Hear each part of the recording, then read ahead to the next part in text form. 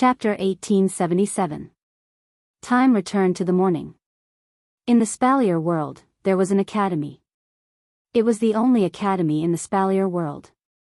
It was founded by the Ailu, Baruba, and Fea empires. Since the academy was established by the three empires, it was located in the middle of the three empires.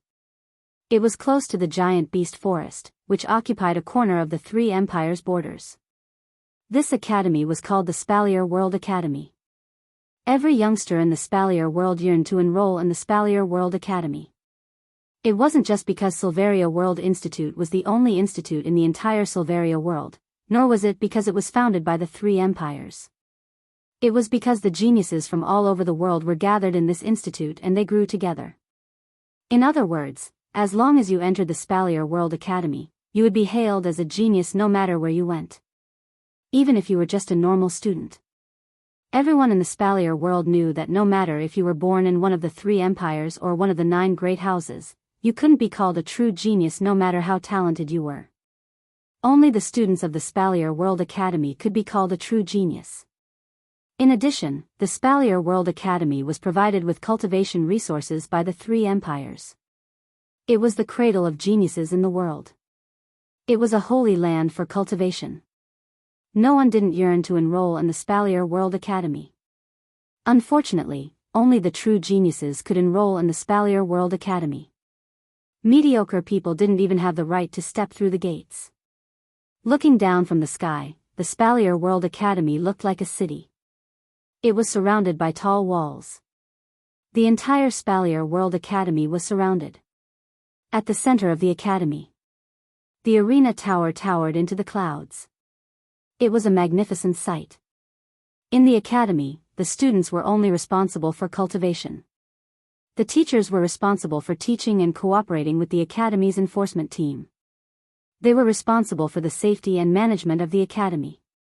For a place as important as the Spalier World Academy. Naturally, there was no lack of guards at the door. If one looked closely, they would notice. On the surrounding walls of the academy, there would be a small hall located at every set distance. Those were the resting places of the academy's guards. At this moment, the guards were armed with their own armors and were fully equipped with equipment.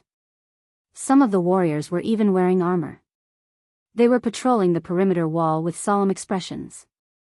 Especially on the perimeter wall where the main gate of the academy was located, there were the most number of guards patrolling the perimeter wall. They were also the strongest. Every single one of them was at least at the beginning of the 7th stage. There were at least 100 of them. 100 7th stage powerhouses guarding the academy.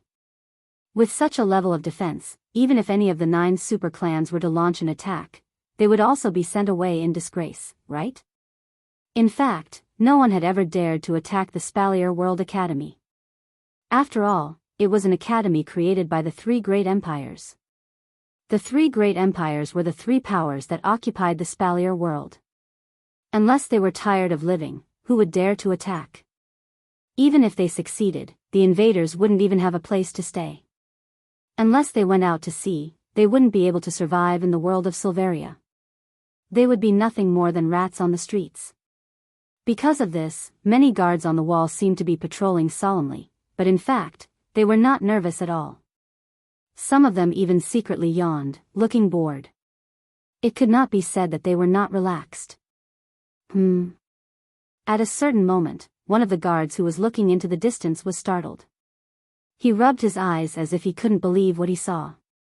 Far away from Silveria World Institute, the guards could see a cloud of dust rising from the horizon. It was slowly rising into the sky. The guard wasn't the only one who discovered this phenomenon.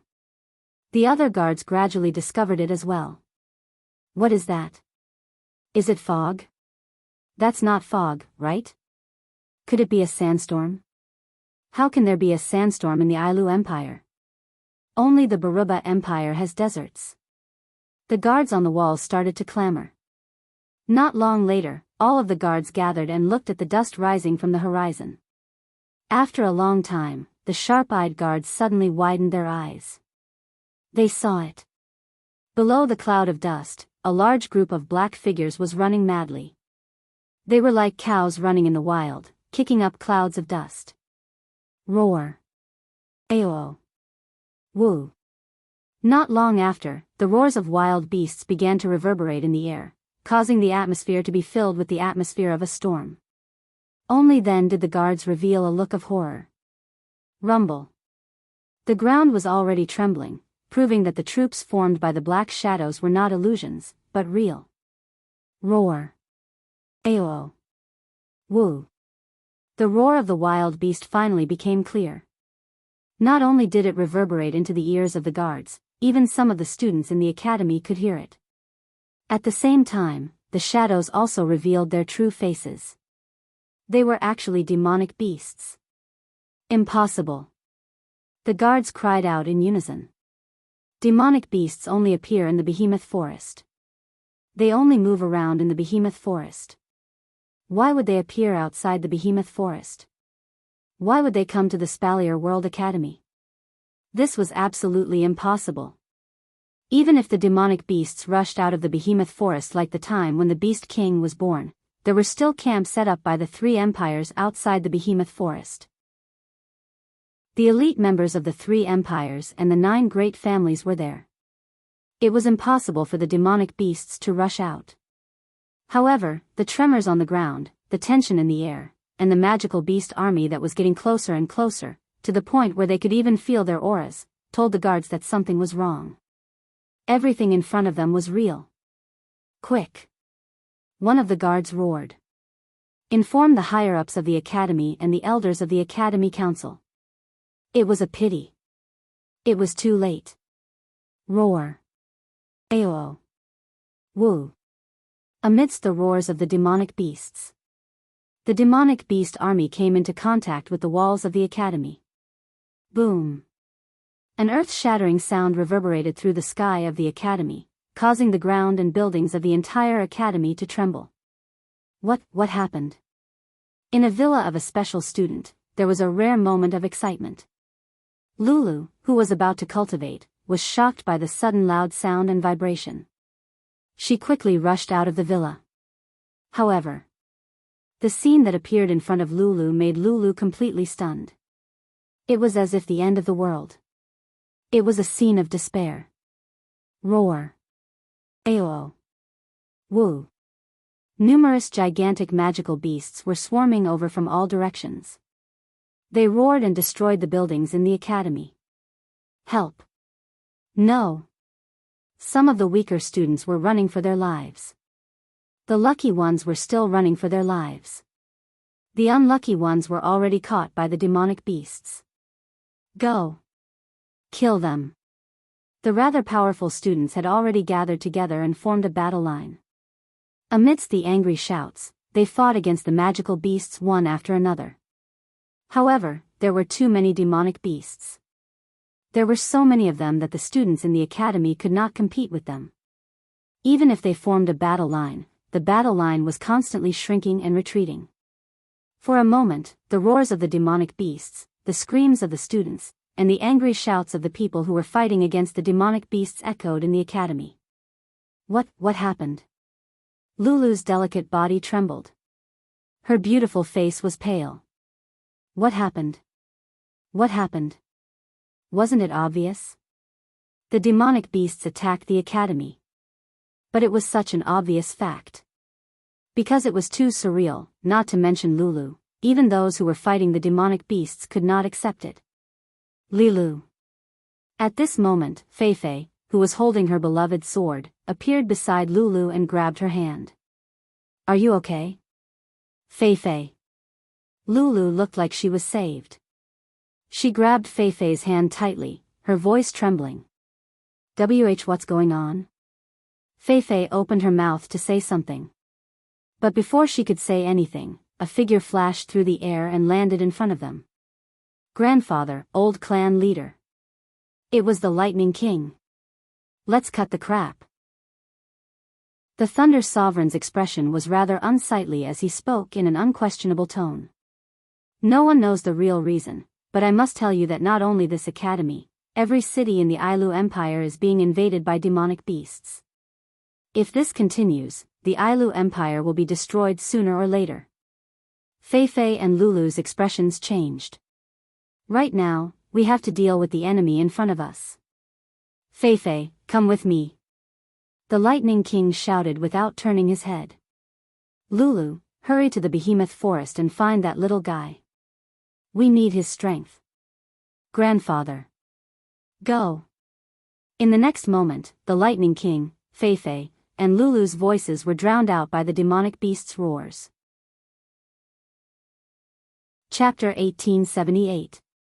Silence, an indescribable silence, a deathly stillness seemed to have merged with the air, filling every corner of the room, making it difficult to breathe. In the entire room, only Lulu's sobbing could be heard. She had just explained the whole thing from beginning to end.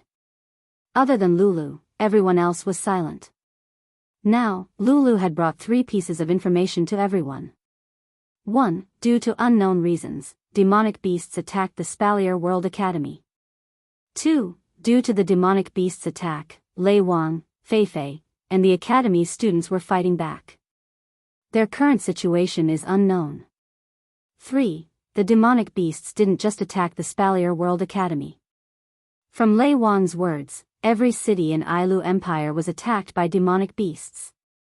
Based on these 3 pieces of information, many guesses began to surface. First of all, even though they didn't know the current situation, they could guess. Even if the situation wasn't that bad, it was at least an emergency. Otherwise, Lei Wang wouldn't have sent Lulu alone into the demonic beast's base to search for Wu Yan and the others. Secondly, since the demonic beasts had rushed out of the behemoth forest and attacked the cities in Ailu Empire, then the behemoth forest's base must be in a bad situation. After all, the behemoth forest's base was built right outside the behemoth forest. If the demonic beasts wanted to attack the cities in Ailu Empire, they would have to rush out of the behemoth forest and pass through the behemoth forest's base to enter Ailu Empire's borders. Now that the demonic beasts had started to attack the cities in Ailu Empire, it was obvious that the behemoth forest's base was in danger. Even the supply town might have been destroyed. No matter how one looked at it, the situation had reached a critical point. But soon, more and more questions appeared in everyone's mind. Why did the demonic beasts rush out of the behemoth forest? Why did they attack Ailu Empire? Of course, it was just a question. However, he believed that many people who were in the know could guess the answer to this question. Is it the Beast King? Chuju took a deep breath. One could even faintly hear the sound of him gnashing his teeth. Other than the Beast King, no one can break the rules of the magical beasts and make them rush out of their own territory.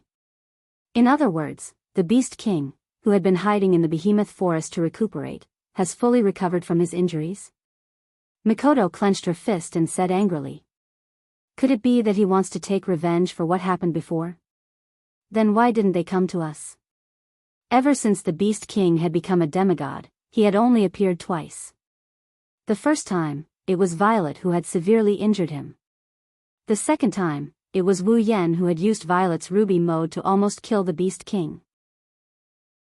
If the Beast King had to say who he hated the most, it wouldn't be the humans of the Spalier world who treated the magical beasts as prey, but Wu Yan and Violet. Since the Beast King had attacked Ailu Empire, there was no way he wouldn't go after Wu Yan's group. Compared to the outside world of the behemoth forest, the behemoth forest's capital of Otherworld should be the first to be attacked by the Beast King and his magical beasts. No matter what, the capital of Otherworld is located in the behemoth forest, in the enemy's main camp. I'm afraid it's not that the Beast King doesn't want to bother us, it's just that he hasn't found us yet. Wu Yan's tone was unexpectedly calm. Even if it's him, he wouldn't be able to guess that we're in his territory and have set up a base. Violet's barrier also provides us with concealment. Normal people wouldn't be able to detect the capital of Otherworld from the outside. That's why the Beast King didn't attack us first. A blind spot? Mikoto agreed with Kiran's statement. She seemed a little frustrated.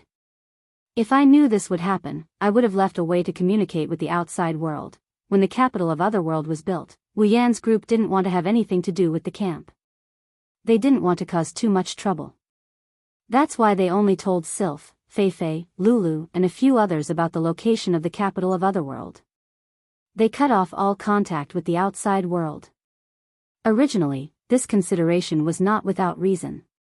In the entire Silveria world, within the 3 empires and the 9 great clans, there were only a dozen or so Type 9 powerhouses. As for the demigod realm, there were only 5 of them. On Wu Yan's side, Chuju, Mikoto, Ikaros, and Istria are all Tier 9 powerhouses. Ikaros and Istria who can use Pandora mode are considered rare even among Tier 9 powerhouses.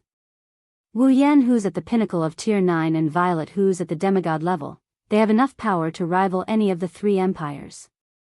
Not to mention the 20,000 Misaka sisters who are at least Tier 7 and the girls who are still in the process of transforming. If Wu Yan wants to gain a foothold in the Spalier world, they're more than enough. It's a pity that Wu Yan doesn't have the ambition to conquer the world. He just wants to live a peaceful life with his summons. Even the capital of Otherworldly was built to give his sisters a place to settle down. Even if Wu Yan doesn't have any ambition, there are bound to be people in the Spalier world who are on tenterhooks because of Wu Yan's group. In order to avoid causing too much trouble and disputes, it wasn't entirely unnecessary for them to conceal themselves. But now, there's a drawback. It's hard for news from the outside world to reach the capital of Otherworldly. Otherwise, there's no way Wu Yan's group wouldn't be in the dark. Yan, what should we do now? Lulu's eyes revealed a hint of excitement. Grandpa and Feifei are fighting against the demonic beasts at the academy. I don't know how Dad is doing. Everyone must be in danger, we have to save them. There's no need to call for help anymore. Violet shook her head and said. According to what you said, the demonic beasts' attack started in the morning. You only arrived at the behemoth forest at night. In addition to the time you were unconscious, it's almost dawn now. 1 whole day is enough for them to successfully resist the demonic beasts, retreat, or die. In other words, the Thunder Lord and Feifei have either repelled the demonic beasts and are safe and sound, or they were defeated by the demonic beasts and have retreated. Otherwise, they died in the academy. No matter how you look at it, there's no need to rescue them now. Then what should we do? Lulu waved her hands helplessly. Grandpa said that he needs your strength now. Lulu, calm down first. Wu Yan patted Lulu's shoulder and looked at Violet. Violet, what do you think we should do? You should be asking, what do you think we should do? Yukari asked Wu Yan back with a question. The behemoth forest is in the middle of the 3 empires. If the demonic beasts attacked the Ailu Empire, the Baruba Empire and Fea Empire would be attacked as well. In other words, the entire world is under attack by the demonic beasts. Do you only want to save the people you know? Or save the entire Ailu Empire? Or save the entire Spalier world? Wu Yan was speechless. He admitted that he wasn't so noble as to save the entire world. However, he still wanted to save the people he knew. However, the people Wu Yan wanted to save would definitely not allow the Spalier world to fall into the hands of the demonic beasts. They would definitely fight back. When that happens, Wu Yan's group would be dragged into the mess. That's why Violet was asking Wu Yan if he wanted to be dragged into this mess or take the initiative to solve this crisis. Or, he could just stay out of this mess. The girls seemed to understand Violet's meaning. They all looked at Wu Yan. Other than Lulu who was looking forward to it, Chuju, Mikoto, Ikaros, and Istria all expressed one thing. That is, no matter what Wu Yan chooses, the girls will stay by his side. Wu Yan felt warmth in his heart. He looked at Violet. When Wu Yan was about to make a decision, Violet's calm expression froze for a moment before a smile appeared on her face. It seems like they don't intend to give us a choice. Chapter 1879. At the same time, in one of the open spaces in the behemoth forest, a scene like this was playing out. Around this desolate open space, in the trees and bushes, pairs of scarlet and green eyes suddenly flashed one after another. They were like wild wolves lying in ambush in the bushes, waiting for an opportunity to strike, causing the air to be filled with a dangerous aura. Hoo, in the sky, the sound of wings flapping could be heard. Along with the sound of the wind, it reverberated in the area. Following that, huge black shadows approached from all directions, as if they were surrounding something. They gradually attacked the empty space. Looking carefully, it was actually a huge wild bird flying in the sky.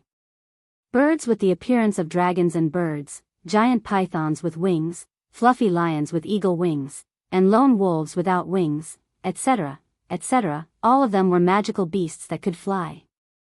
The entire open space was filled with these huge flying magical beasts, slowly surrounding the entire open space, causing shadows to appear in the sky and on the ground. Almost at the same time when the flying magical beasts surrounded this open space, in the trees and bushes around the open space, the owners of the scarlet and green eyes slowly revealed their true forms. Of course, they were all magical beasts. These magical beasts did not have a fixed group, and their appearances were all different, almost all of them. Their numbers were densely packed, numbering in the tens of thousands. Furthermore, they seemed to have locked onto some sort of prey. They did not roar or charge forward, but were slowly surrounding the empty space. Just looking at this scene would cause one to be terrified. If it was just this, then it would be fine, but the most frightening thing was the size of these magical beasts could only be described as covering the sky and the sun. Their height was comparable to a building, and with the densely packed numbers and various appearances, anyone who saw it would tremble. After all, among these magical beasts, there were also some dragons. Of course, these were not real dragons, but magical beasts that only had the appearance of dragons. These magical beasts that had the appearance of dragons were mainly divided into two types. One type was dragons with wings, like the western lizard dragon. Their colors were green, red, silver, black, and even gold. Together with other magical beasts, they surrounded the open space in the sky. The other type was naturally the wingless dragons. They had the appearance of dinosaurs, stegosauruses, tyrannosauruses, and other dragon-shaped magical beasts. Together with the magical beasts that couldn't fly, they surrounded the open space on the ground. If someone were to identify these magical beasts, they would be horrified to find out. Among the magical beasts that surrounded this open space, regardless of whether it was the flying magical beasts in the sky or on the ground, the weakest one was a rank 7 magical beast. In other words, there were at least 10,000 rank 7 magical beasts here. As for the rank 8 magical beasts, if there were not 1,000 of them, there were at least hundreds of them. 10,000 rank 7 magical beasts. Hundreds of them 8 magical beasts. Who could stop such a magical beast army? Even if the Ailu Empire's strongest knight regiment came, their chances of victory wouldn't be higher than 30%. However, the most terrifying of all were the dozen or so magical beasts that occupied the front of the magical beast army, as if they were the leaders of the magical beasts. These magical beasts were all rank 9 magical beasts. Under the lead of the dozen or so class 9 magical beasts, this terrifying army of magical beasts slowly surrounded the empty space. They only stopped when they were 100 meters away from the empty space. Then, the magical beasts that surrounded the open space suddenly parted to form a path. A figure slowly emerged from the path and walked to the front of the magical beast army. It was a person. A man in his 20s with a devilish appearance. His body was wrapped in clothes made of animal skin, his entire body exuding a murderous aura that made people tremble. The moment the devilish man appeared, the magical beasts in the sky and on the ground lowered their heads as if they were worshipping him. However, the devilish man did not even spare them a glance. A pair of beast-like eyes stared at the open space below, a cold glint flashed in his eyes. So that's how it is. Hiding here? After finishing his sentence, a violent magical power surged from the devilish man's body. However, this magical power seemed to be possessed by a vengeful spirit. It was like a black fog that seemed to contain a demon's roar. It gave off a feeling of ruthlessness and negative emotions when one looked at it. The magical beasts that were closer to the devilish man began to let out low growls of fear. The devilish man ignored them completely. The corners of his mouth curled into a cold arc. A cruel glint flashed in his eyes as he looked at the open space below. They don't intend to give us a choice. As soon as Purple said this, everyone present was stunned. Boom!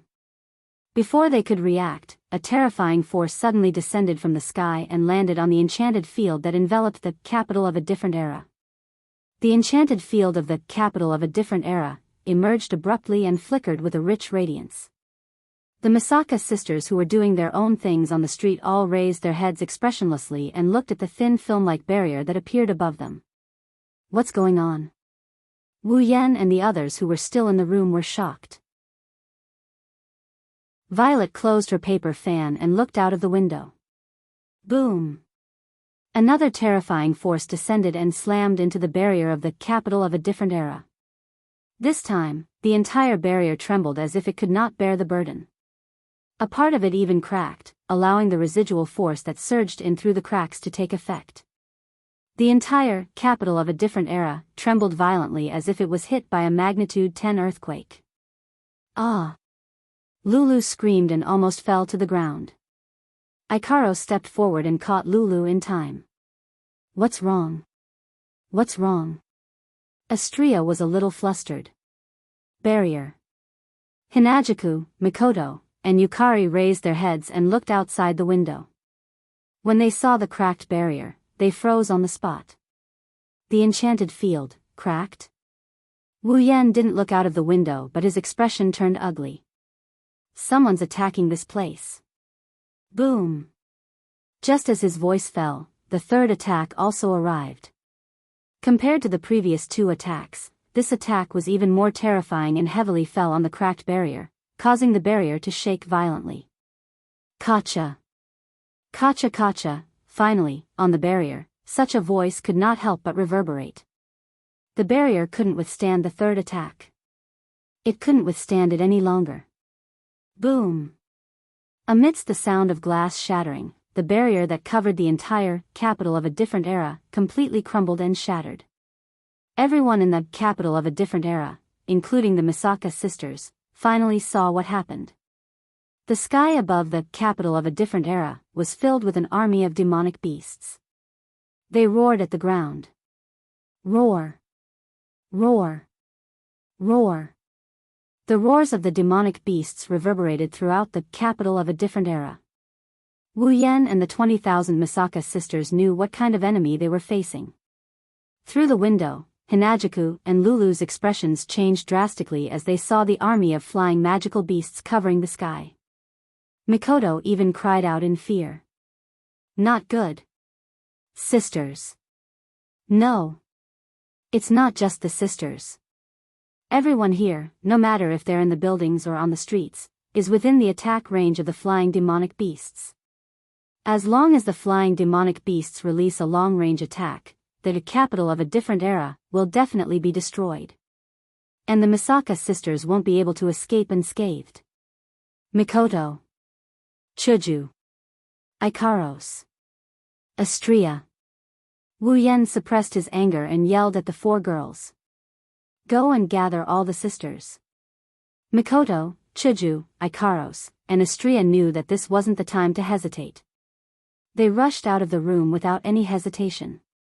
Ikaros even brought along Lulu. At this moment, a loud voice echoed in the sky above the capital of a different era. Wu Yan. Yakumo Yukari. Come out. Chapter 1880. Wu Yan. Yakumo Yukari. Come out. Her voice reverberated through the air.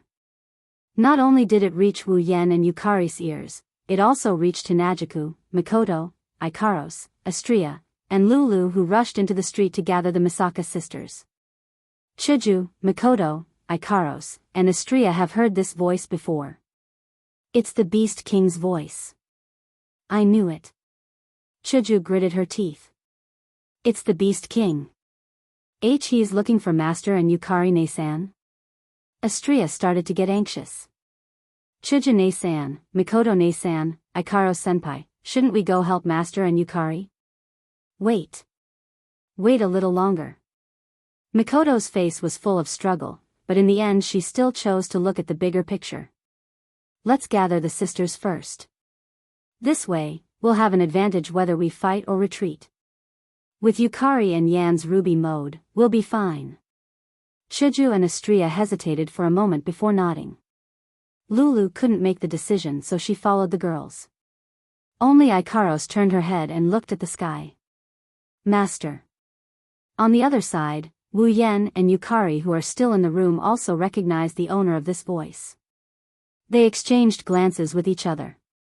Be careful. Yukari nodded as if she knew what Wu Yan was thinking.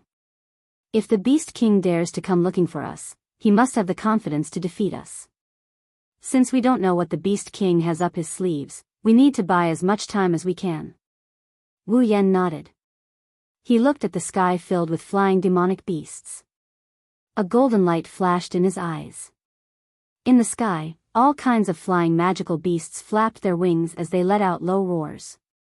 There were at least hundreds and thousands of magical beasts densely packed in the sky. It was truly a scene that made people tremble from the bottom of their hearts. Outside the fortress-like sturdy walls of the capital of alternate generations, there were a shocking number of various magical beasts on the ground.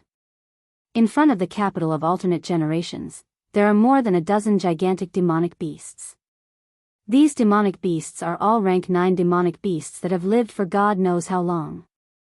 In front of this group of demonic beasts, there's a human standing in the air. It's a demonic man. A dark golden fur robe made of beast skin fluttered in the wind. His body emitted an aura that made people's hearts palpitate. The bewitching man coldly looked down at the Misaka sisters who were methodically gathering in one place. He didn't make a move and just quietly floated in the air. Not long after, a pitch-black crack filled with ferocious eyeballs appeared not far from the bewitching man. Wu Yan and Yukari walked out from the crack and they were surrounded by the flying demonic beasts in the sky. Roar! Roar! Roar! The army of flying demonic beasts that surrounded Wu Yan and Yukari let out roars that were strong enough to form airwaves. However, Wu Yan and Yukari ignored these demonic beasts that were bluffing. They shifted their gazes to the demonic man opposite them. At the same time, a stream of light flashed in their eyes from the system's perception. Beast King? When the system sent this message to Wu Yan and Yukari, they were stunned. What does this mean? Could it be that the Beast King's strength has broken through to the point where even the system can't sense it? Wu Yan aside, even Yukari couldn't come up with an answer to this question. She didn't have the time to find out. This was because when the Beast King saw the two of them appear at the same time, a ferocious glint flashed in his eyes and he sneered. We finally meet again. The two of you, I wonder if the gifts I gave you are to your liking? Gifts? Wu Yan narrowed his eyes slightly. Gifts? Yukari smiled. Even in the face of tens of thousands of flying demonic beasts, her expression remained unchanged. Are you referring to the entire world being attacked by you? Or are you referring to breaking a barrier here? All of these are just the prelude. The Beast King looked directly at the young lady who had defeated him effortlessly. Since I have shown myself once again, the entire world should be under my control. The beast race should be spread across every corner of this world. Humans are nothing but food for us demonic beasts. Wu Yan couldn't help but laugh when he heard that. His laugh was filled with disdain. Do you think you have the humans under your control? Why can't I think so? The Beast King waved his hand. The demonic beasts behind him all roared in unison, their voices deafening to the ears. Compared to us demonic beasts, how are the humans superior? Humans have 9th grade demonic beasts, but so do we. The humans have Class 8 powerhouses, but the beasts also have Class 8 magical beasts, and they have far more than the humans. In terms of numbers, we demonic beasts may have been holed up in this forest for a long time, but our reproductive ability is strong and our numbers are no less than that of humans. In terms of strength, demonic beasts are born with strong physique and magic power. Compared to humans of the same level, demonic beasts have an absolute advantage. That is why I can attack all 3 empires of the Spalier world at the same time. In just one day, we demonic beasts have conquered a third of the Ailu Empire, a third of the Baruba Empire, and a third of the Fea Empire. It won't be long before the human world, the continent of Silveria, falls under the control of us magical beasts." The Beast King clenched his fist, a victorious smile appeared on his face. "Tell me, why wouldn't I think I have the humans under my control?" "Yes. Demonic beasts are generally stronger than humans in terms of both numbers and strength. The 3 empires and the 9 great clans only have a dozen 9th-grade demonic beasts. Even if the other 9th-grade demonic beasts are included, the total number won't exceed 30. Demonic beasts have a long lifespan. Those that have lived for a very long time are all 9th-grade demonic beasts. Disregarding the others, when the Beast King was born, there were a dozen 9th-grade demonic beasts guarding him. In addition to the other demonic beasts scattered around, there are at least 50 9th-grade demonic beasts. Demonic beasts can't even compare to 9th-grade demonic beasts, let alone 7th and 8th-grade demonic beasts. With their reproductive ability, there are definitely more demonic beasts than humans. As for the 1st, 2nd, and 3rd-grade demonic beasts, there are so many of them that it's impossible to count them all. Thus, if one were to compare the demonic beasts with the humans, the demonic beasts would generally win. But, you've forgotten, a true omnipotent can control everything. Wu Yan continued. Humans have 5 demigods, but the demonic beasts only have you. As long as you are defeated, no matter how much advantage the demonic beasts have, they will all be chased back to the behemoth forest. Hearing this, the Beast King lowered his head. Just when Wu Yan thought he was going to get angry, he laughed like a madman. Ha ha. Ha ha ha ha. Wu Yan's expression turned cold. What are you laughing at? What am I laughing at? The Beast King laughed heartily as he clapped his hands. I'm laughing at the fact that you're absolutely right. As soon as he finished speaking, the Beast King's aura suddenly surged like a violent volcano, stirring up a storm. Boom! The ferocious shockwave swept out in all directions, pushing the flying magical beasts around the Beast King a distance away. The flying magical beasts all bowed down to the Beast King as they let out low growls. Under that terrifying aura, the Beast King's aura continued to rise from the demigod rank. It easily surpassed the Beast King's previous strength and continued to climb. Wu Yan's expression changed. Even Violet's expression turned grave. There was no other reason. The Beast King's aura continued to surpass Violet's. In Wu Yan and Violet's senses, it even surpassed the strength of the delicate fragrance Feng Jian in their memories. Even so, the Beast King's aura did not stop. In the end, it surpassed the peak of the demigod rank and continued to climb. The terrifying aura that far surpassed the peak of the demigod rank caused the air to become chaotic. The space also trembled. Wu Yan and Violet felt as if their bodies were filled with lead. It was so heavy that they almost bent over.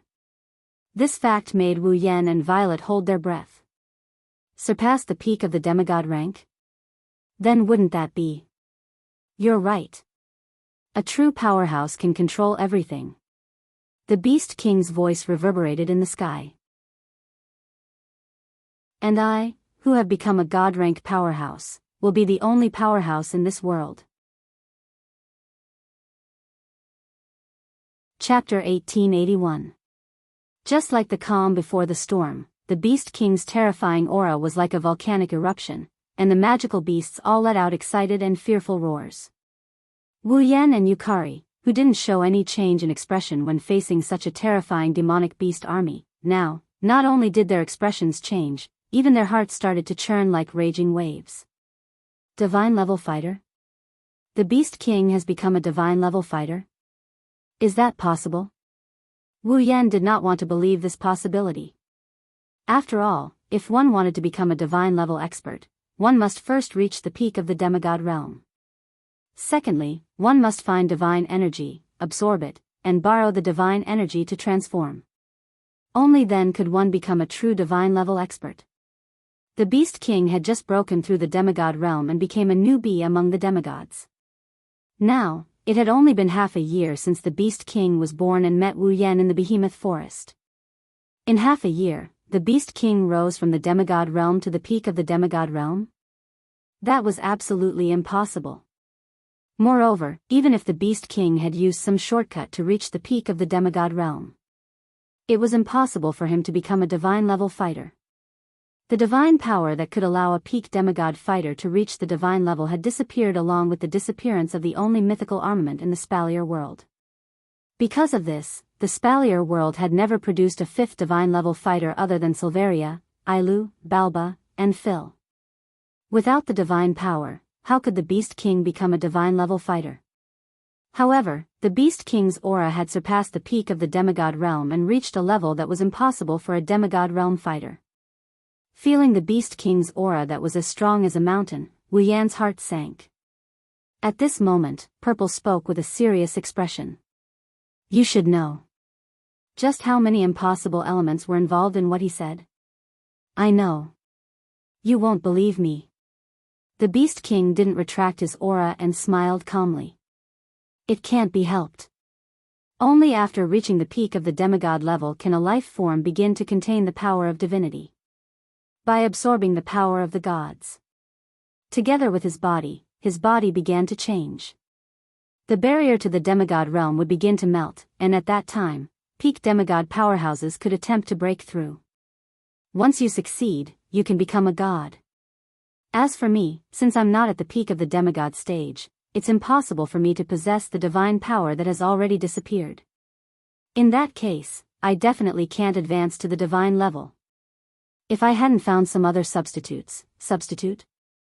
Wu Yan and Yukari were shocked. They stared at the Beast King. Since you two defeated me mercilessly, I'll tell you. The Beast King glanced at Wu Yan and Yukari. A secret belonging to the deities. The Beast King slowly retracted his aura so that Wu Yan and Yukari were no longer suppressed. However, their hearts were still heavy. Under such circumstances, the Beast King spoke. You should know why the power of divinity disappeared, right? Because of the war of the gods. Wu Yan replied. Yukari hadn't heard of the secrets of the deities with him. The power of divinity was born from the only mythical armament in this world. The mythical armament could bring an unimaginable increase in power to the deities. Therefore, in order to fight for the mythical armament and the power of divinity, the four deities fought a war. In the end, the mythical armament disappeared along with it. That's right. The Beast King's tone didn't contain any praise. Then, why did the mythical armament disappear? Wu Yan was stunned. He really hadn't considered this question seriously. Who knew how many years ago this matter wasn't even recorded in history? How could Wu Yan know? Perhaps seeing through Wu Yan's thoughts, the Beast King curled his lips and smiled. Then let's change the question. How did the four deities die? Wu Yan and Yukari exchanged a glance. With just a glance, they understood each other's meaning. Wu Yan was talking to the Beast King while Yukari tried to find some flaws in the conversation. Wu Yan retracted his gaze and answered as if nothing had happened. Wasn't it because they perished together in the process of fighting? Indeed, that's the most likely reason. Although he said so, the Beast King shook his head. But unfortunately, I want to tell you that the deities didn't die in the battle. They died in their own hands. Died in their own hands? Yukari narrowed her eyes. Died in their own hands? Wu Yan frowned tightly. What's going on? The Beast King sneered as if he didn't care about the four deities. He slowly revealed a secret that no one in the Spalier world knew. There was no limit to human greed. The battle of the gods between the four divine-level experts had started because of greed. Since the power of God could allow experts at the peak of the demigod level to obtain the opportunity to break through to the divine level, one of the four divine spirits became greedy and attempted to seize the power of God to cultivate a divine-level expert for his own faction. Because of this, the other three deities couldn't stand by and watch all the deities being born in other factions. Naturally, they couldn't avoid conflict. In the end, the conflict even involved the only deity without a faction. In order to fight for the ownership of the divine power, the four deities broke out into a battle. Thus, the existence and secret of the mythical armament were dug out. From Kite, Wu Yan learned that the battle lasted for an unknown period of time. In the end, after it ended, all 4 deities fell and the only mythical armament disappeared. However, how did they fall and how did they disappear? Even the 5 demigods didn't know, let alone Kite. However, at this moment, the Beast King revealed this secret. Actually, in that War of the Gods, the only mythical armament was destroyed during the chaotic battle of the 4 gods. Destroyed? Yukari was stunned. Wu Yan was even more shocked. The mythical armament was destroyed? Is it strange? The Beast King sneered. After all, the mythical armament is just a natural weapon. If it was attacked by 4 deities at the same time, it's not impossible for it to be destroyed, right? How could the 4 deities fall? Wu Yan refuted. If the source of the dispute, the mythical armament, was destroyed, then the 4 deities didn't have to continue fighting, right? That's why I said that the 4 deities didn't die in the battle at all. The Beast King threw out such a sentence impatiently. However, humans are indeed despicable creatures, and so are the deities. Their crazy ambition is the reason for the fall of the 4 deities. Ambition? That's right. That's right. The Beast King sneered. Unwilling to accept the destruction of the mythical armament, unwilling to accept the disappearance of the power of God and the fact that Silveria could no longer produce a divine-level expert, the 4 gods brought back the fragments of the destroyed mythical armament in an attempt to research the power of God and the manufacturing method of the mythical armament. In the end, the Beast King smiled disdainfully. It's this kind of ambition that brought them to the end of the mythical armament. You mean? Wu Yan said uncertainly. They failed? No. No, to a certain extent, they succeeded. The Beast King denied it. However, what they studied was not the divine power and the manufacturing method of the mythical armament. Instead, it was a byproduct that could help people break through the current level and improve their strength by chance. It's also because of this byproduct. The Beast King slowly raised his hand. That's why I am now. As these words came out of the Beast King's mouth, an indescribable aura suddenly rose from the Beast King's body. What kind of aura was that? Cold. Decay. Insidious. Corrosion. All the negative words that could be used to describe bad things could be used to describe it. Under the influence of this dark aura, the Beast King slowly raised his hand, and a black clump-like object actually rose up into the air. It was a black fog. And in the black fog, there were traces of disgusting black light that looked like rotten insects twisting their bodies. Looking at the black fog and black light, Wu Yan and Yukari's face suddenly changed. Weren't the black fog and black light the things that could turn people into monsters? Chapter 1882. Once upon a time, Marcus from the second family of the Saito family had absorbed a strange black light. Although he borrowed the power of the black light to reach the Type 9 Divine Warrior realm, his appearance had turned into a monster that was neither human nor ghost. In the end, he died without a complete corpse. The black light that escaped from Marcus' body returned to the Saito family's base. It possessed the second young master of the Saito family, Bing Mian. In the end, Wu Yan chased the Saito family's base and destroyed both the black light and Bing Mian. Not only that, but the strange black light also appeared in large numbers and wreaked havoc in the giant beast's forest. Many people died in the giant beast's forest camp, and many magic beasts were also affected. In the end, many of them died with grievances. Wu Yan had Ikaros and Astrea investigate the behemoth forest. In the end, he released cannon to eliminate the black light that wreaked havoc in the behemoth forest. How could Wu Yan not recognize the black light that can increase the power of the possessor but at the same time turn the possessor into a monster? Yukari was the same. Don't forget that Violet personally came to the giant beast's forest to search for this black light. She even met up with 5 demigods from Silveria. It's impossible for her not to recognize this black light. I thought you two forgot about this. The Beast King revealed a sinister smile when he saw Wu Yan and Yukari's expressions change. You forgot about the power of a false god. False god? Wu Yan's expression darkened. Disgusting thing. Is this the power of a god created by the four great gods by researching the fragments of mythical armaments? Is this the substitute you speak of? That's right. The Beast King fiercely clenched his fist, and the black light and black fog were immediately absorbed into the Beast King's body. This is the byproduct of the power of divinity that the four great gods developed by chance. I think all of you have already seen its effects. This pseudo-god power can unconditionally increase the power of the user, and its effects are even more pleasing than the power of divinity that can only give a peak demigod a chance to advance to the divine level. Better? Unconditionally? Wu Yan couldn't help but mock him.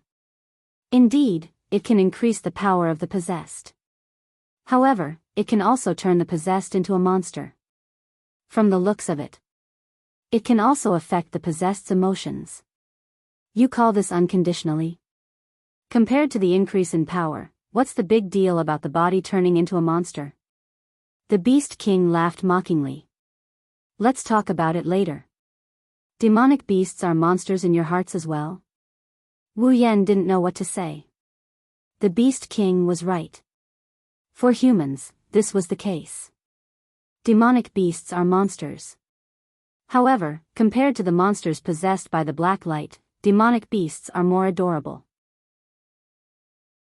You reached the celestial rank by absorbing this so-called power of a false god? Yukari looked at the Beast King and finally spoke. Is this so-called power of a false god really that powerful?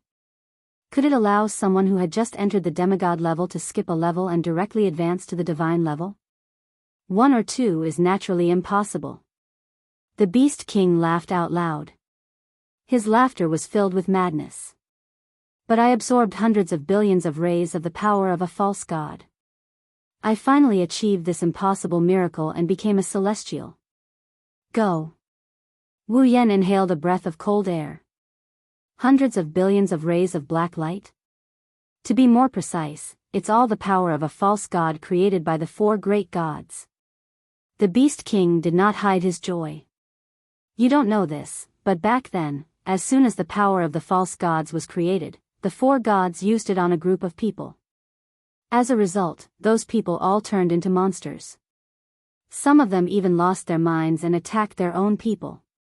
When the four gods discovered this drawback, more than half of the people in the three forces established by the three gods, which are the three empires today, had already been devoured by the black light of the fake god's power, turning them into complete monsters that only know how to kill. The four great gods realized that if this continued, let alone the three great empires, even the entire Spalier world would be harmed by the power of a false god. It would become a world of monsters. Therefore, the four great gods could only kill those who had become monsters. In order to prevent the power of a false god from harming the entire Spalier world, the four great gods chose to seal all the power of a false god into their own bodies. They used their own divine power to suppress the power of a false god. At this point, the Beast King's tone became regretful. In the end, the bodies of the four great gods were corroded by the false god's power, and their vitality was completely devoured. The god-level powerhouses who should have lived as long as heaven and earth died because of the disaster and ambition that they created. They used up their last bit of strength and turned their bodies into a seal, suppressing the false god's power in their bodies in a sealed place, and the place where the power of a false god was sealed is the behemoth forest. The Beast King spread his hands, as if he was very lucky. Very lucky, I found a small part of the power of a false god in the bodies of some of my kin who had turned into monsters. By absorbing the power of a false god, I was able to obtain this secret memory. From there, I found the place where the power of a false god was sealed. I absorbed all the power of a false god and became a celestial. Listening to the Beast King's loud shout, as if he was announcing his own birth to the entire world, Wu Yan and Yukari both fell silent. Wu Yan finally understood why the Ailu Empire's god left behind an image in the land of gods that said he was the cause of the calamity. He also understood why the god said he was lying to himself and the people around him. It was because the power of a false god that caused the disaster was created by the four great gods themselves. In other words, it was the four great gods who brought the disaster to the entire Spalier world. They were unwilling to accept the disappearance of the mythical armament, unwilling to accept the disappearance of the power of a celestial, unwilling to accept the fact that a celestial could never be born again, unwilling to accept the fact that they had fought until the end and gained nothing. In the end, the four great gods could only use their own lives to make up for the disaster they brought upon themselves. They also left behind a seed of disaster for their descendants. It was really sad. Yukari also seemed to be a little sad that the four great gods of the Spalier world had disappeared in this way. She shook her head. Since the four great gods used their lives to create the seal, why did the power of a false god break out of the seal? Although there is no record of this secret in history, the power of a false god did endanger the entire Spalier world. It almost caused the destruction of the entire Spalier world. Even if the four great gods tried to hide the truth, it was impossible for them to hide everything. The Beast King sneered. Back then, some of the survivors of the disaster tried their best to find the truth. Finally, they found a clue and found the location of the seal. They spent a lot of effort and energy to find a way to tear a hole in the seal. I don't know why, but Marcus managed to get his hands on this method. The Beast King laughed joyfully. What happened next, you should have guessed. Of course. With Marcus' sinister personality, he must have used this method to tear open the seal and obtain the power of a false god in order to take revenge on Wu Yan. As a result, the power of a false god leaked out and was obtained by the Beast King.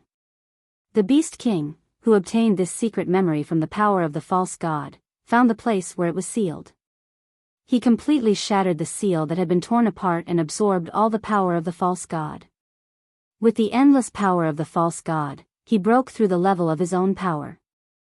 In the end, the Beast King became a god. To you, the power of the false god is a disaster, but to me, the power of the false god is the best tonic. The Beast King laughed out loud again. When magical beasts advance to demigod Beast King, they will shed their original body and take on human form. When they advance to deity Beast God, they will also get a chance to transform their body. Therefore, I abandoned the body that had absorbed the power of a false god and turned into a monster. It was not affected in the slightest. Now, I am no longer the Beast King of the past. The former king of beasts declared loudly. I am the new beast god of the Beast Clan. Chapter 1883. Beast God. That was a title only beasts who had ascended to the celestial rank. In the past, there had been a demigod beast king in the behemoth forest who had obtained the power of a god and broken through to become a beast god. However, because the beast god had ruled over the beasts to resist the human gods had joined forces to kill the beast god and beast king who had the power to rule over the beasts. Since then, the behemoth forest had never given birth to another beast king or beast god. It was only now that the beast king, a demigod, had been born. Now, this newly born beast king had become the new beast deity. In terms of numbers, we beasts outnumber the humans by leaps and bounds. In terms of strength, none of us beasts lose to the humans. Now, in terms of combat power, we have me. The Beast King's eyes burned with a cruel light. In front of me, who has become the beast god, even if all 5 of the human demigods were to stand in front of me, it would not take much effort to kill them. This world is destined to fall into my hands. The Beast King raised his eyes and looked at Wu Yan and Violet who were floating in front of him. He extended his hand to them. So, do you want to come with me? Hearing this, Wu Yan and Violet were stunned. Together? Wu Yan looked at the Beast King in shock. Are you trying to recruit us? Don't doubt it. The Beast King's tone was neither sincere nor fake. It was completely calm. Both of you defeated me effortlessly. I can honestly say that among the 5 demigod rank powerhouses in the human world, not a single one of them could do that, but both of you did. No one knows your abilities better than I do. The Beast King's lips slowly curved into a smile.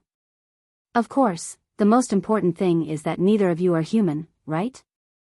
Hearing this, Wu Yan and Violet finally understood. The Beast King was recruiting them not because he cherished talent, but because they were not human. Other than the humans and beasts, they were the third force. And now that the Beast King was planning to wage an all-out war with the humans. In order to not increase the strength of the humans, the Beast King wanted to recruit them as a third force. One had to admit that the Beast King was not only very thoughtful, but also very rational. After all, Wu Yan and Violet had almost sent the Beast King to hell. Now, the Beast King chose to give up on revenge for the sake of the big picture, as expected of the King of the Beasts. However, the Beast King had obviously overlooked a problem. Violet aside, Wu Yan was not as magnanimous as the Beast King had imagined. Recruit? Wu Yan sighed and cast his cold eyes on the Beast King. You surrounded my capital of alternate generations with your magical beast army, and even brazenly attacked the barrier, almost injuring my people. Now, you actually want to recruit me? You also know that my magical beast army has surrounded your so-called capital of a different era? The Beast King's expression remained unchanged as he continued to extend his arm. Then, you should also know that if you refuse to stand on the same side as me, I won't mind letting them attack directly, right? Coercion and bribery? Wu Yan let out a sarcastic laugh. Unfortunately, I can't stand being threatened. The Beast King fell silent. I see. The Beast King retracted his arm and nodded. In that case, I don't need to keep you any longer. However, as soon as the Beast King finished his sentence and before he could make his next move, a pitch-black crack filled with eyeballs appeared behind him. Swish! Immediately afterwards, an extremely dense beam of black light shot out from the pitch-black cracks that were filled with eyeballs.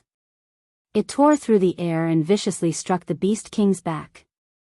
The Beast King didn't expect the other party to take the initiative to attack in this situation and was momentarily sluggish. It was during this moment of sluggishness that the beam of black light shot out from the pitch-black crack filled with eyeballs and landed heavily on the Beast King's back. Boom! With a loud muffled sound, the huge impact exploded on the Beast King's back, causing it to let out a muffled groan. Light smoke rose from its back, and a trace of blood could be faintly seen dripping down from its back.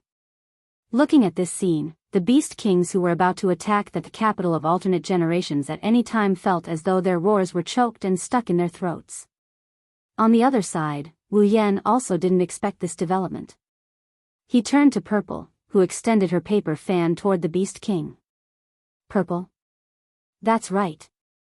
The attack just now was launched by Purple on his own initiative. The Beast King slowly raised his head as wisps of smoke rose from his back. Drops of dark red blood dripped from his body as he stared fixedly at sea. His voice was extremely gloomy, as if it had come from the depths of the abyss. It seems like you're tired of living. Along with this sentence, a terrifying aura erupted from the Beast King's body. Violent murderous aura spread all of a sudden, shrouding the entire place and locking onto Purple. However, under the lock of the aura that even a peak demigod could not compare to, not only did Purple not reveal the slightest bit of panic, but she even smiled very happily. You're injured, and? A ruthless glint flashed in the Beast King's eyes. Do you think this little injury can do anything to me? No, I'm praising you. I used all my strength in that attack just now. Coupled with a sneak attack, you only suffered a little injury. As expected of someone who surpassed the peak of the demigod realm. Purple's gaze seemed to be able to see through all disguises and fixed on the Beast King. But I'm finally certain that you're definitely not a god-level expert, Beast King.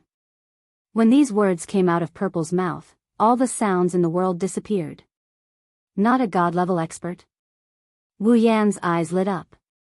Although he didn't know why Violet said this, it wasn't impossible since Violet said so. Ha ha ha ha. The Beast King's lips curled into a smile, and it grew bigger and bigger until it was so big that it made him laugh wildly. I thought you were going to say something. Is this all you want to say? That's right.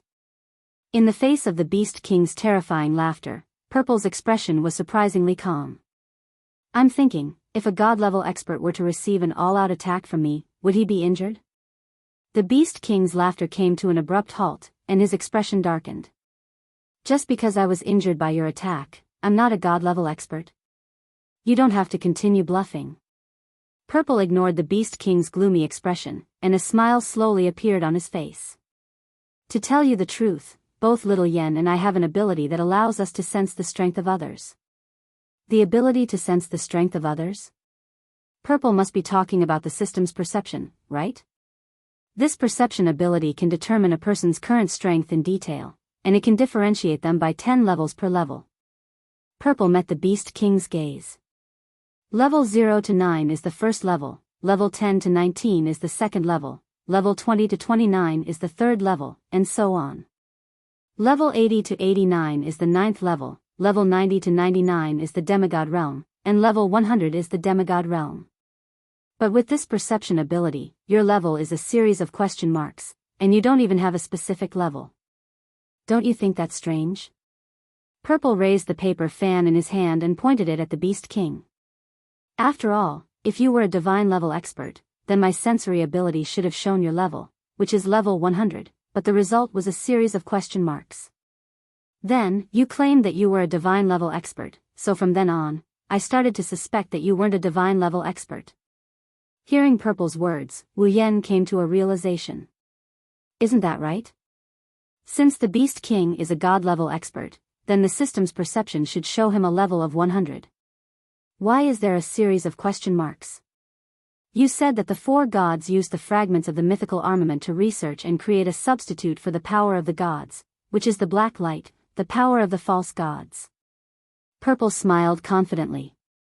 So, I wondered if you're actually a false divine, surpassing the peak of demigod, but not a god-level expert. Chapter 1884. He surpassed the peak of demigod but failed to reach celestial rank. That's why he's a false god. That's why the system perception displayed a series of question marks. If the Beast King is really a fake god, then everything makes sense. The Beast King's expression turned uglier every time Violet mentioned her conjecture. When she mentioned the fake god, the Beast King's expression turned uglier. Yukari's smile widened when she saw the Beast King's ugly expression. Looks like I was right, Wu Yen smiled.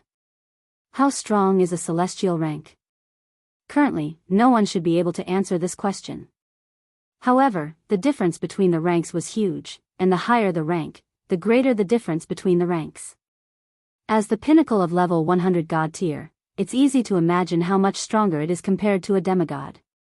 At the very least, Wu Yen doesn't think he and Yukari, who aren't even at the pinnacle of demigods, can challenge a pinnacle god tier. That's why Wu Yen decided to stall for time with Yukari. Chuju, Mikoto, Ikaros, Astria, and the others will retreat with the girls and Misaka sisters. He and Yukari will think of a way to escape. If the Beast King isn't a celestial rank but a false god, they might be able to find an opening and defeat the Beast King. It's a pity that Wu Yan's hopes are a little too high. The Beast King took a deep breath. His ugly expression slowly returned to normal. It didn't take long for him to return to his initial indifference. I have to say, Yakumo Yukari, you really are an outstanding fighter in all aspects. You're right, I haven't reached celestial rank yet. The Beast King said coldly. That's just a byproduct of coincidental research. Even if it can increase the user's power, it can't break through the limits of life and reach celestial rank. No matter how much I absorb, I can only surpass the peak of demigod rank. I can't reach celestial rank. In your words, I should be a false god. The Beast King sneered. But so what? Don't tell me that the two of you, who aren't even demigods, can defeat me, who has surpassed demigods. Impossible with just the two of us? Violet smiled calmly. What if it's not just the two of us? The Beast King was slightly taken aback. Wu Yen was also a little surprised that Violet would say such a thing. Could it be that there was another demigod on his side? Little Yen. Violet whispered to Wu Yen before the Beast King could say anything. Do you still remember the 5 gems I gave you when you summoned me? I went to the behemoth forest to investigate the power of the false gods. Wu Yan paused for a moment before he remembered. With a flip of his hand, 5 gems of different colors appeared in his palm. They were the gems that Violet gave to Wu Yan the day after he summoned her to the Spalier world. The next day, Violet went to the behemoth forest to investigate the ominous aura she sensed. She ended up encountering the power of the false gods. After explaining the situation to Violet, she tossed the gems to Wu Yan.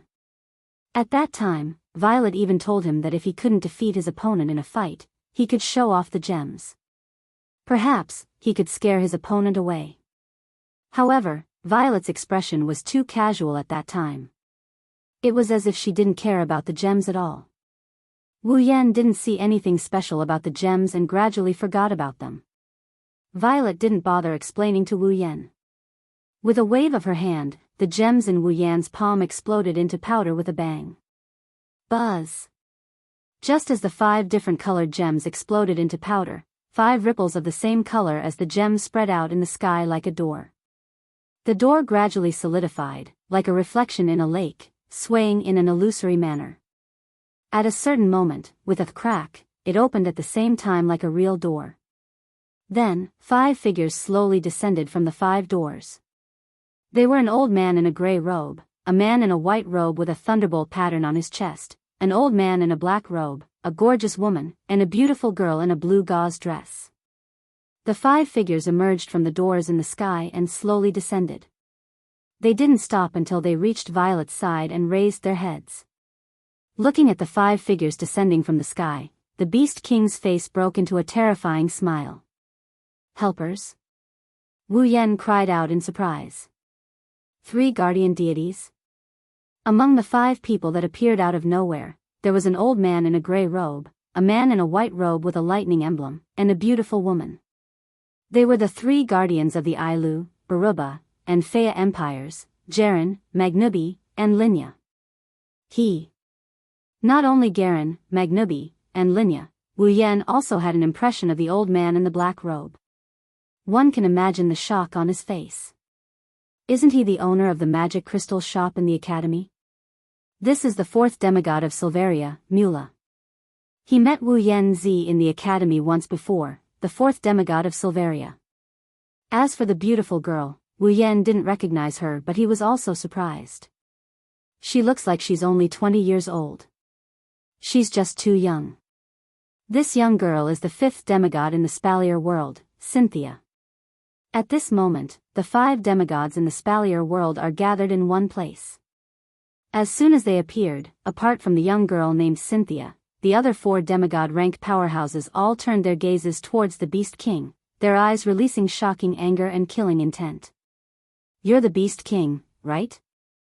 Jarlin suppressed his anger as his voice echoed. You're the one who ordered the demonic beasts to attack my Ailu Empire? You're the one who caused my Ailu Empire to fall into an abyss of suffering? So the Ailu Empire was also attacked by demonic beasts? Magnubi clenched his fists, his voice was filled with anger.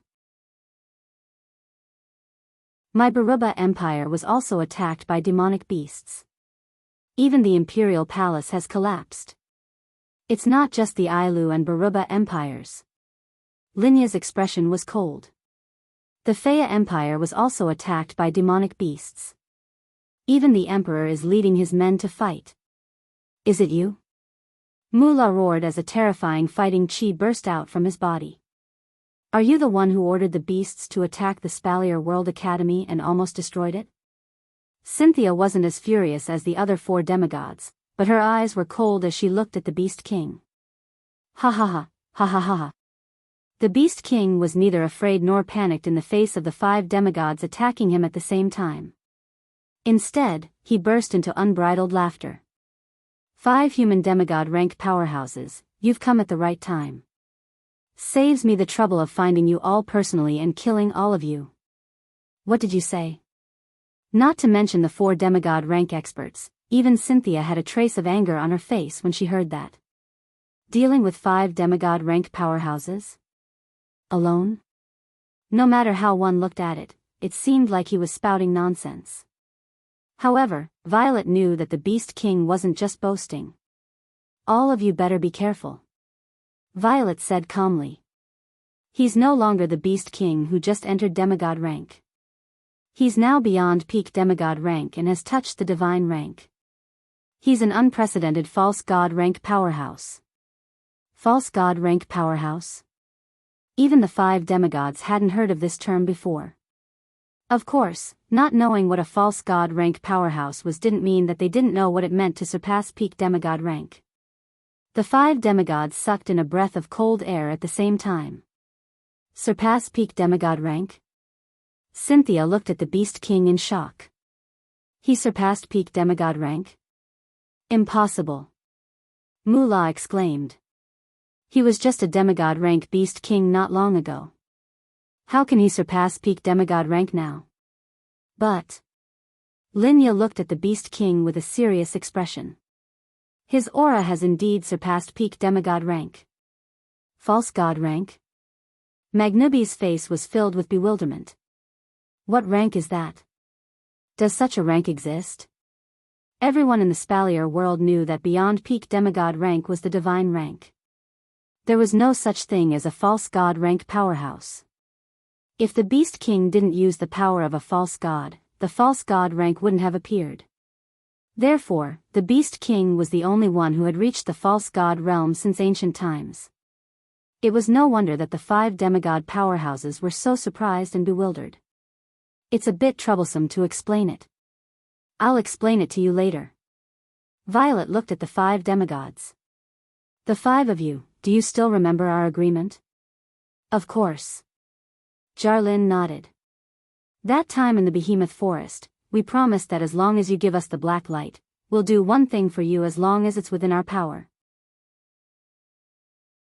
We'll use the gemstone that can summon us from a distance as proof. All right. Violet said loudly. Then the 5 of you, join forces with me to fight the Beast King. Hearing this, the 5 demigods nodded without hesitation. Fight the Beast King? Even without the agreement with Violet, the 5 demigods wouldn't let the Beast King go. R1152. Chapter 1885. Level 96, Level 95, Level 95, Mura, Level 94, Cynthia, Level 94. Wu Yan looked at the 5 demigods who were standing in a row against the Beast King. He exhaled a breath of hot air. Why was the boss of the magic crystal shop in the Spalier World Academy a demigod? How could a young girl who looked less than 20 years old be a demigod rank expert? Why did Yukari know these 5 demigods? Why would a special tool that could summon 5 demigod powerhouses be in Violet's hands, and through Violet's hands, it was given to him? Wu Yan had so many questions, but he couldn't ask them. It wasn't the right time. However, with the help of the 5 demigods from the Spalier world, Wu Yan's situation was much better. Yukari, who was hovering beside Wu Yan, lowered her voice and spoke again. Little Yan, you should have some kind of telepathy magic that can allow the 7 of us to communicate telepathically, right? Wu Yan paused for a moment. He nodded. It's not difficult to converse with one's mind, and it's quite simple to use. It doesn't even take much time. I can cast it now. Very good. Yukari raised her head and looked at the Beast King. Little Yan, help us to communicate telepathically. I have a plan. After a while, under the Beast King's gaze, Wu Yan turned around and landed in the capital of alternate generations. Seeing this, the Beast King frowned. The 5 demigods from the Spalier world didn't know that Wu Yan could use the power of a demigod. However, the Beast King knew. In the Beast King's opinion, the other party should have gathered the power of all the demigods to deal with him. With 7 demigods working together, the chances of winning would be much higher. If there was one less demigod.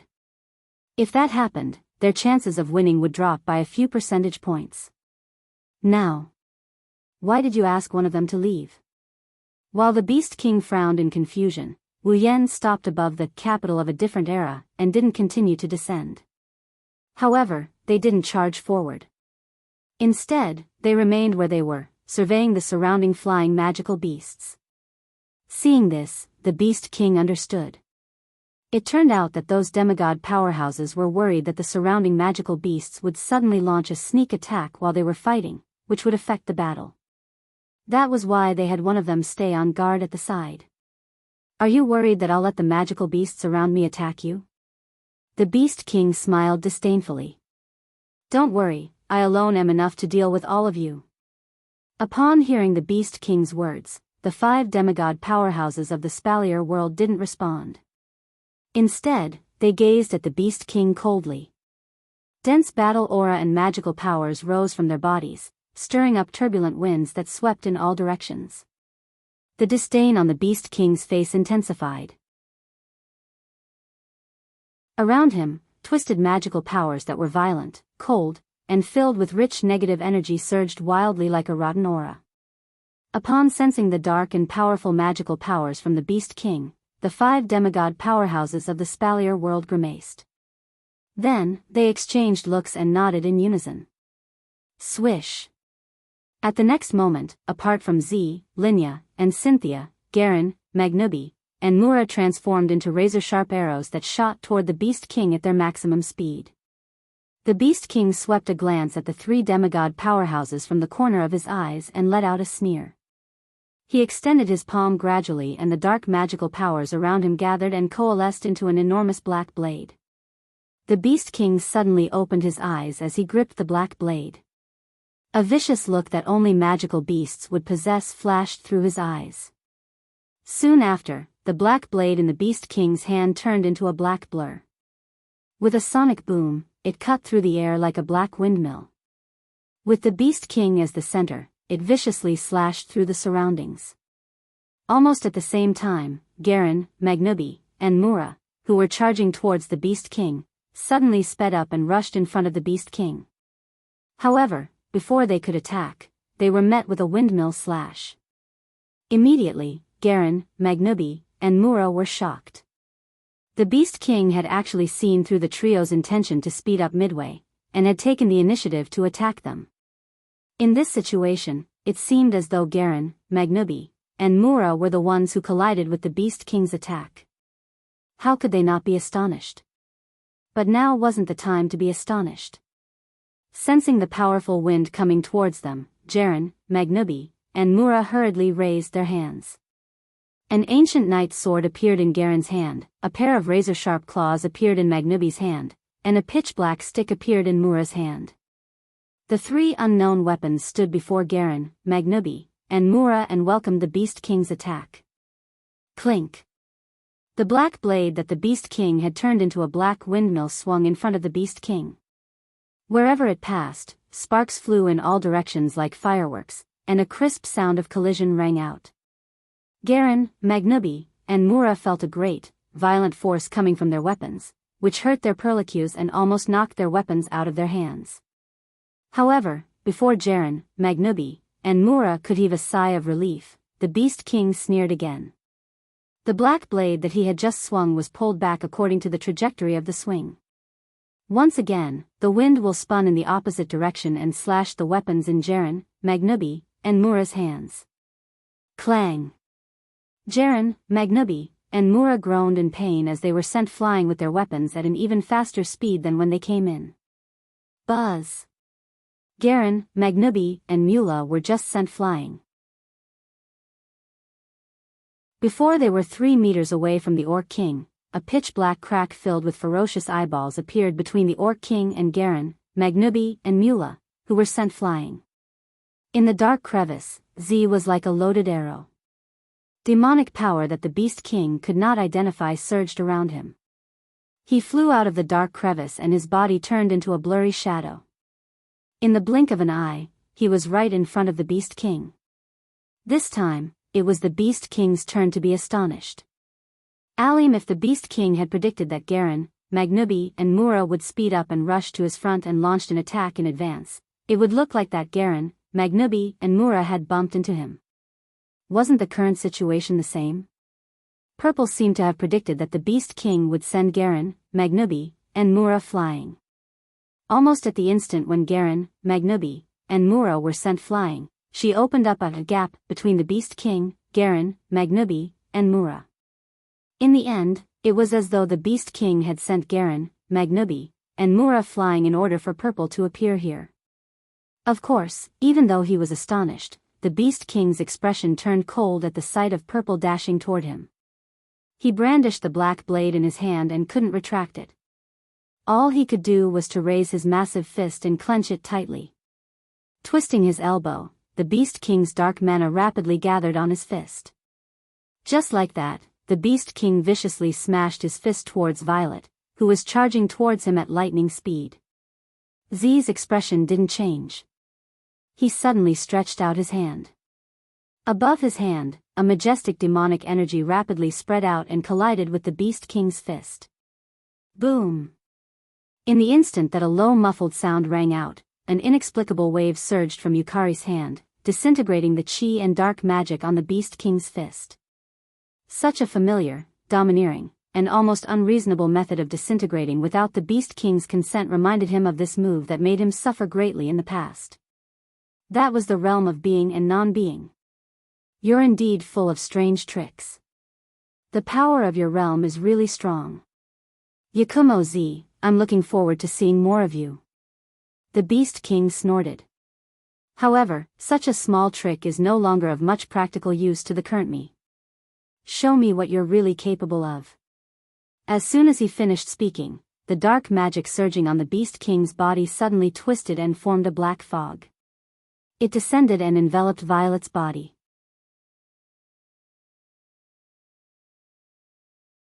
Chapter 1886. Whoosh! The black fog that suddenly descended from the sky caused Z to be slightly surprised. She lifted her head, and soon after, the thick black fog was like a gust of wind that rapidly magnified in Z's gem-like eyes. The black mist carried an extremely gloomy aura, and the curse-like power made Violet, who was used to seeing all kinds of powers, frown. She staggered, tapped her foot, and retreated like a bolt of lightning. Swish! However, just as Purple's figure turned, the thick black fog was like a sharp arrow that instantly flashed and arrived before him. Seeing that the black fog that contained a dark aura was about to hit Purple like a tide, Purple's face turned solemn. He forcefully pointed the paper fan in his hand forward, and a crack suddenly appeared in front of Purple. It stood in front of Purple like a shield. The black mist containing a gloomy aura rushed into the gap without slowing down. It was unknown where it was transferred to, but it disappeared in front of Violet's eyes. However, the solemn expression on Violet's face didn't weaken at all. Instead, it became more intense. That was because Violet clearly felt it. Amidst an extremely soft sound of something breaking through the air, a figure silently appeared behind her. Didn't I tell you? Staring at Violet's slender and tall figure, the Beast King raised one of his hands. Above his palm, a poisonous black mist condensed and covered the Beast King's palm. Show me what you're capable of. As these words were spoken, Yi Zichen's eyes lit up. The Beast King's palm, which was shrouded in black mist, viciously smashed towards Z's back. Looking at the violent vibrations in the air, even if it was Z, he would definitely be gravely injured by such an attack. Swish!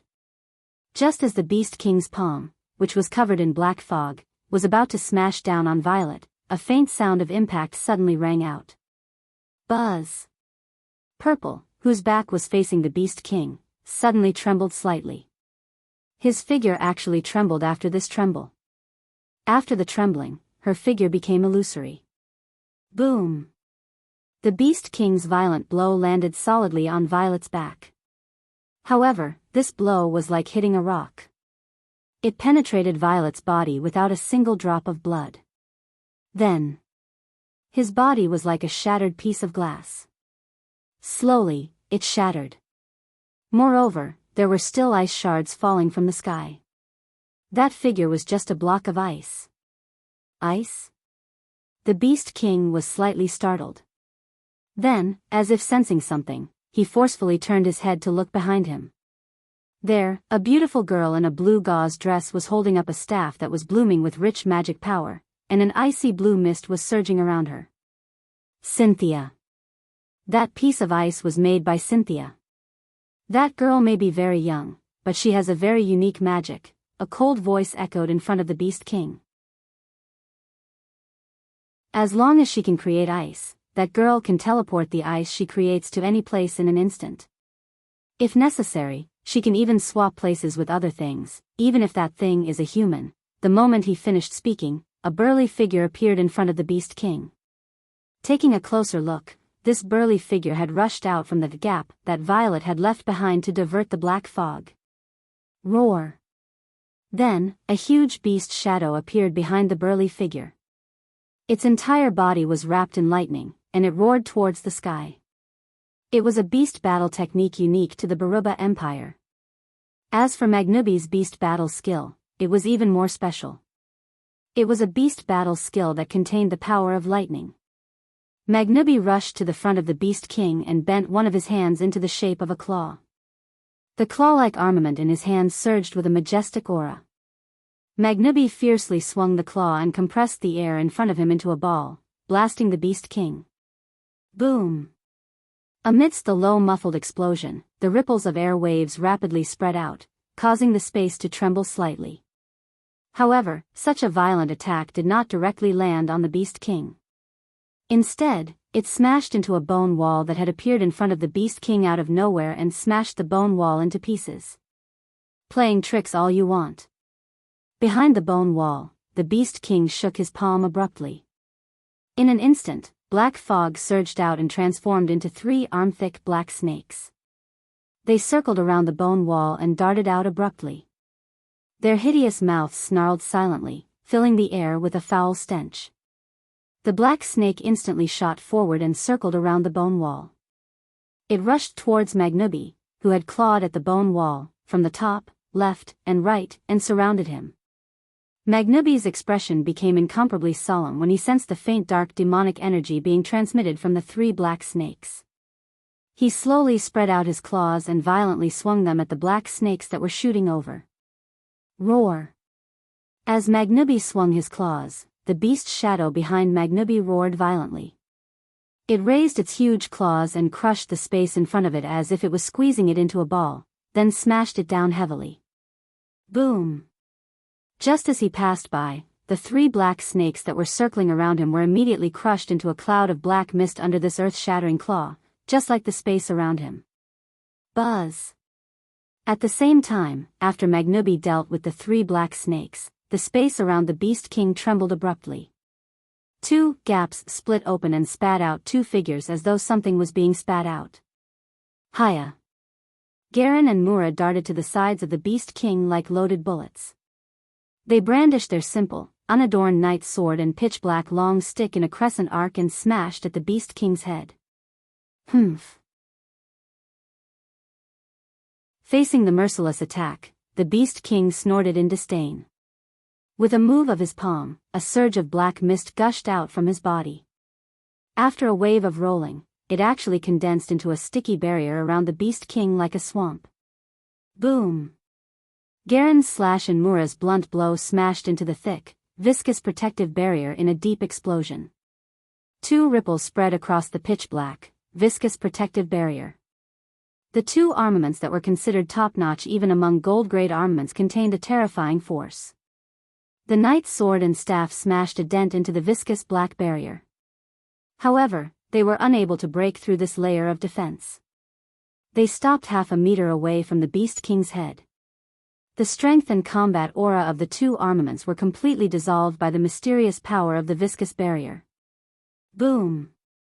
Immediately after, the viscous barrier that had 2 dents on it fiercely bounced back and knocked away the armaments in Garland and Mura's hands. Roar! As if it had been planned, when Jarlin and Mura were sent flying, Magnubi bypassed the bone wall with his beast shadow. He flashed into the arms of the Beast King and waved his sharp claws. Streaks of claw shadows appeared and smashed towards the chest of the Beast King with violent electric arcs. Facing this attack, the Beast King remained disdainful, but he didn't completely ignore it. Got to say, the strength of lightning was indeed a kind of strength that contained righteousness and had a certain restraining effect on some evil beings. Coincidentally, the pseudo-god's strength in the Beast King's body was one of such evil beings. Therefore, the Beast King couldn't ignore the claws that were wrapped in electric arcs. Bone armor. Immediately after, the dark magic power around the Beast Monarch surged like lightning. As the black chi surged, the Beast Monarch's body also trembled, and a suit of armor completely made of bones was formed around the Beast Monarch's body. Clang, clang, clang. The claw shadows that carried traces of electric arcs all smashed onto the thick and heavy bone armor. Waves of metal clashing sounds reverberated in the air like vibrating ripples. The defensive power of the bone armor was obviously very strong as well. Under Magnubi's full power and storm-like attacks, there wasn't even the slightest crack on it. Of course, there wasn't a single crack on the bone armor. However, even though the bone armor had absorbed most of the impact, the remaining force from Magnubi's claws still forced the Beast King back. As a result, everyone could see that the Beast King's body was pushed back by the force exerted by Magnubi's claw attack. Clang, clang, clang. On the other hand, Magnubi continued to drive the Do Chi in his body. Along with the huge beast shadow, he continuously swung his claws, causing the clear sound of metal clashing to reverberate in the sky.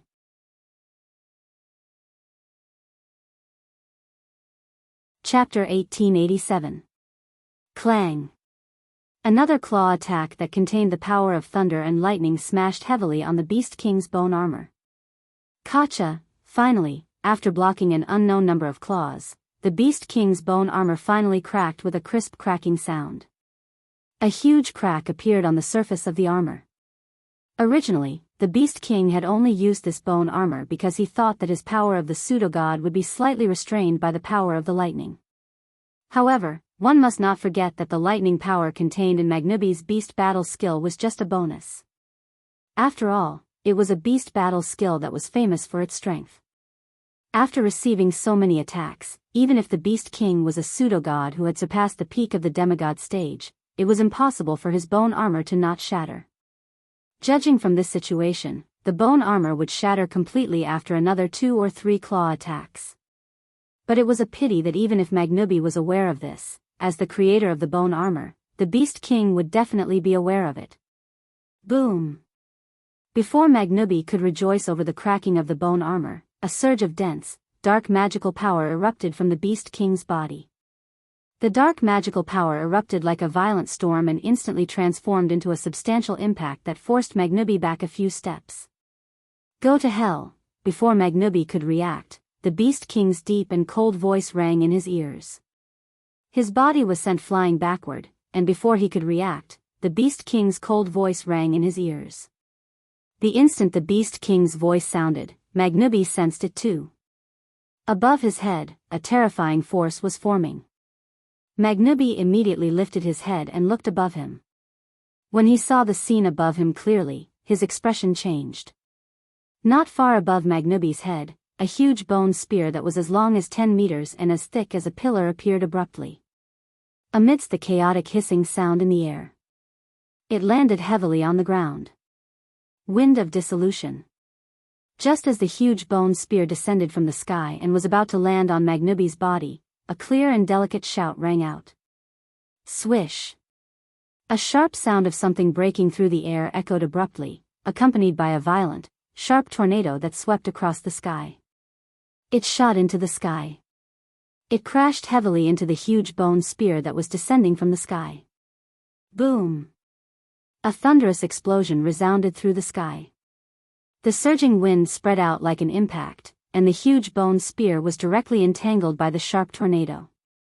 Then, as if it had melted, it was broken down into magic residue and dissipated into the air.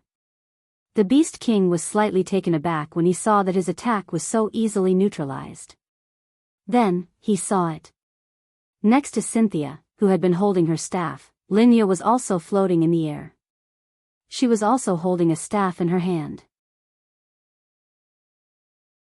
Not only was the staff wrapped in magic power, but there were also traces of golden wind swirling around it. Dissolving wind. Only the direct descendants of the Faya Empire's royal family could learn this inherited magic. It had the effect of nullifying all energy attacks, including the bone spear made of magic. In order to deal with this move, one had to attack with pure physical strength. Otherwise, no matter if it was combat aura, magic power, or battle techniques and spells made of combat aura and magic power, they would all be melted. Back then, Prince Kaya of the Faya Empire used this move against Wu Yan in the academy. Got to say, this was indeed a magical spell. If Linya cast it, even the Beast King's attack would be nullified.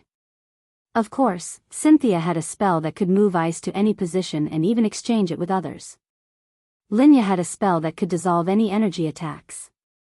Magnubi also had a beast battle technique that contained the power of lightning.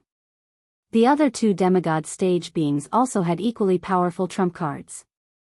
However, compared to Cynthia, Linya, and Magnubi, Garen and Mura's trump cards didn't have any magical effects. They only had pure offensive strength. Raging Wave Sword Dance. Black Flame Duel. Two silhouettes suddenly flashed to the sides of the Beast King. The knight's sword and the long staff in their hands were wrapped in a dense fog of fighting aura. In the blink of an eye, the knight's sword in Jarlan's hand was surrounded by rolling combat chi. The combat chi combined with the sword's body and turned into a powerful sword mark. Like a bolt of lightning, it shot towards the Beast King. At the same time, the staff burned with pitch-black flames that made it look even darker. Mura hurled the staff and it streaked across the air toward the Beast King. In the face of such a powerful sneak attack, the Beast King's face also showed traces of anger. Its body trembled, and an overwhelming amount of black fog immediately surged out from its body. It was like a pool of sewage, covering the Beast King's body. The sword marks and pitch-black staff penetrated the black mist around the Beast King like a hot knife through butter. The power contained in the sword marks caused the black mist to fluctuate violently like layers of clouds.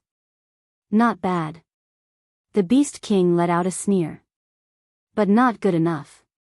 The black mist surging from the Beast King's body immediately boiled like boiling water.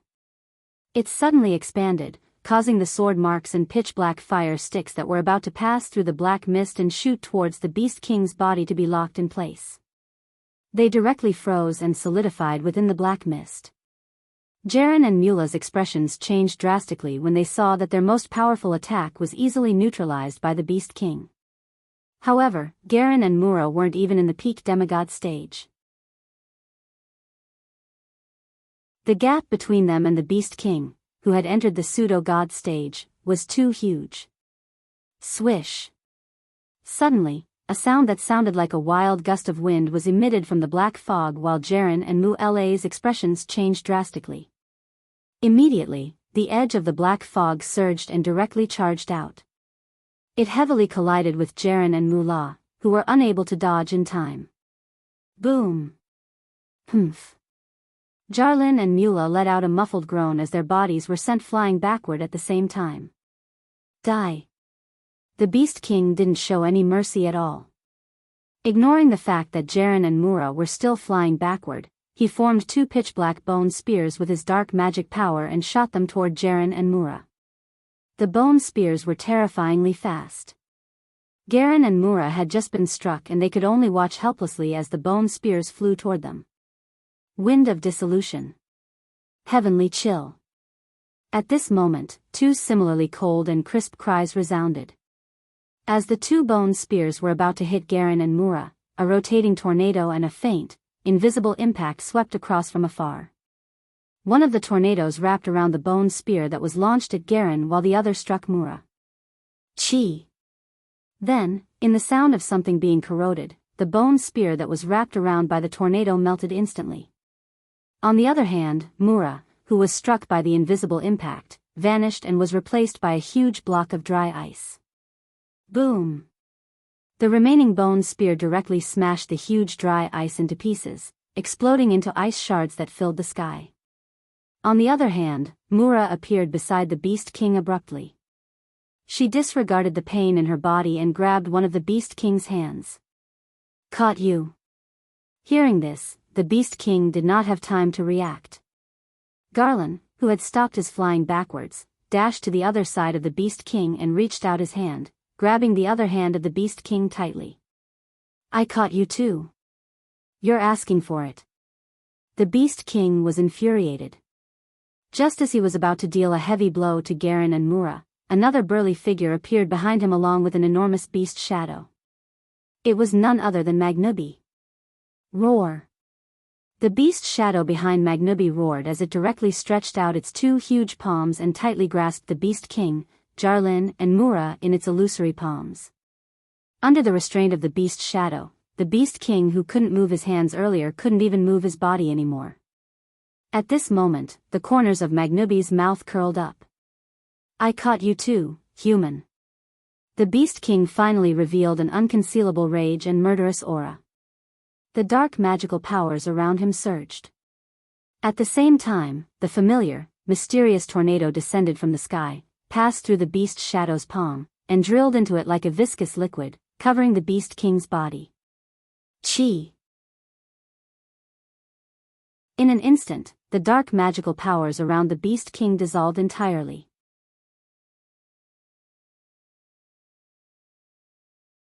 Chapter 1888. TSK. TSK. Amidst the sizzling noises, the magic power on the Beast King's body was completely melted by the wind of dissolution and dissipated into nothingness. In order to deal with the wind of dissolution, one had to resist it with pure physical strength. However, the Beast King's body was also restrained by Garen, Mura, and Magnubi. In other words, in this state, the Beast King could not move at all, and there was nothing he could do. However, the Beast King wasn't worried at all. Comparing physical strength? Magical beasts were stronger than humans, not to mention the Beast King. Even if he was bound by Garen, Mula, and Magnubi, he would definitely be able to break free if he put in some effort. When that happened, the Beast King could also dissolve the wind of dissolution on him. Garen, Mura, Linya, and Magnubi's joint restraint only brought some trouble to the Beast King and wasn't a threat to him at all. At this thought, the Beast King forgot about it. Garen, Mura, Linya, and Magnubi weren't the only ones present. In the distance, Linya nodded to Cynthia as she watched the Beast King's hands being tightly grabbed by Garen and Mula. His body was also bound by Magnubi's beast shadow and surrounded by a tornado that was dissolving magic power. Cynthia responded instantly and raised her staff. At the next moment, everyone on the scene, including the Beast King, was replaced by blocks of ice and vanished from the scene. The Beast King felt his vision blurring. When his vision recovered, the scene that appeared before him left him dumbfounded. This was a platform at the edge of the capital of alternate generations. Above the platform stood an ancient tree that was 10 meters tall and had an extremely thick canopy that covered the entire platform. It emanated an aura of vicissitudes and emanated a gentle, green radiance all over its body. If the guardians of the Emperor Island were here, they would definitely be astonished to see this ancient tree. This was because apart from its size, this ancient tree was identical to the guardian tree on the Emperor Island. Not only that, but its aura, energy waves, and appearance were also exactly the same. It was none other than the sapling of the guardian divine tree that Wu Yen had brought back from the land of God. Next to the guardian tree's sapling, Wu Yen placed his hand on it and injected traces of mana into it. Seeing Wu Yen here, the Beast King's expression changed slightly. Wasn't Wu Yen on guard against his magical beast army? Why was he here? Of course, there wasn't enough time to answer the Beast King's question. Under the infusion of Wu Yan's mana, the guardian tree's sapling kept blooming with a soft green light. The green light distorted the space in front of the guardian tree's sapling and tore it apart, forming a huge spatial vortex. Looking at the spatial vortex, the Beast King was shocked. Opening up space? Yes. The sapling of the guardian tree itself had the ability to open up space. And now, Wu Yan was using this ability of the guardian tree to open up a huge space. However, as the guardian tree was still young and not as powerful as the guardian tree on the Emperor Island, it could only open up a small space the size of a room. However, this space was more than enough for him. Ha! Magnubi yelled. The beast figure behind him roared and lifted the Beast King's hand above its head. Then, it threw the Beast King forcefully into the huge space opened up by the guardian tree sapling. Immediately, the Beast King, Jarlin, and Mura were thrown into the space vortex in front of the sapling as if they were pebbles. Subconsciously, the Beast King had an ominous premonition, which made him want to get away from the space vortex. However, before the Beast King could move, Jaren and Mura, who were holding the Beast King tightly, suddenly kicked the Beast King's back heavily as if they had planned it beforehand. Boom! To the Beast King, this kick was no different from not being kicked at all. It did not cause any damage to the Beast King. However, the Beast King was kicked into the spatial whirlpool, while Garen and Mura used the Beast King's back as a springboard to jump out of the spatial whirlpool. Linya and Cynthia yelled at Wu Yan when they saw Jaren and Mula jumping out of the vortex. Now! Wu Yan loosened his grip on the guardian tree's sapling without hesitation. Buzz! After the supply of mana was cut off, the sapling of the guardian divine tree trembled, and the gentle green light that it was emitting gradually dimmed. At the same time, the spatial vortex that had been opened up gradually closed. The Beast King finally understood what was going on. "You're trying to lock me up in this huge space?" The Beast King sneered. "Do you think that a tiny space can trap me?" After saying that, the Beast King raised his fist, intending to shatter the space. It wasn't difficult for the Beast King to do so with his current strength. The instant the Beast King raised his fist, Wu Yan's indifferent voice sounded in his ears from outside the spatial vortex. "Of course a tiny space can't trap you. But not only do we want to lock you up, but we also want to seal you up." As soon as he said that, a power that didn't belong to the Beast King's body started to take effect. Buzz! With the sound of space trembling, the Beast King's body suddenly burst out with a dazzling light, causing the Beast King's fist to stop in its tracks. Then, 5 translucent, crystal-like beads the size of a palm flew out from the Beast King's body. They emitted a strong light as they circled around the Beast King, circling it. "What's that?" The Beast King's pupils shrunk. "Why are these things on me?" "Huh." Perhaps in response to the Beast King's words, the radiance emanating from the 5 translucent beads intensified until it fluctuated all of a sudden. Clink. Along with the crisp sound of wind chimes, 5 translucent white chains suddenly shot out from the 5 translucent beads at an extremely fast speed, so fast that even the Beast King could not react in time. In addition to the fact that the distance between them was extremely close, the 5 translucent white chains suddenly wound around the Beast King's body, then contracted and tightly bound the Beast King. No. They didn't just bind him. The Beast King could clearly feel that when the 5 chains bound him, the power of the false god in his body was like an extinguished flame, like stagnant water that had lost its vitality. There was no way for it to circulate anymore. Impossible. The Beast King couldn't help but yell. How can there be something in this world that can completely silence the pseudo-god powers? Nothing is impossible. Outside the space vortex, Wu Yan smiled. That's because the 5 beads were created by the 4 gods to deal with the so-called power of the fake gods. They were left for us to seal the power of the fake gods again. Impossible.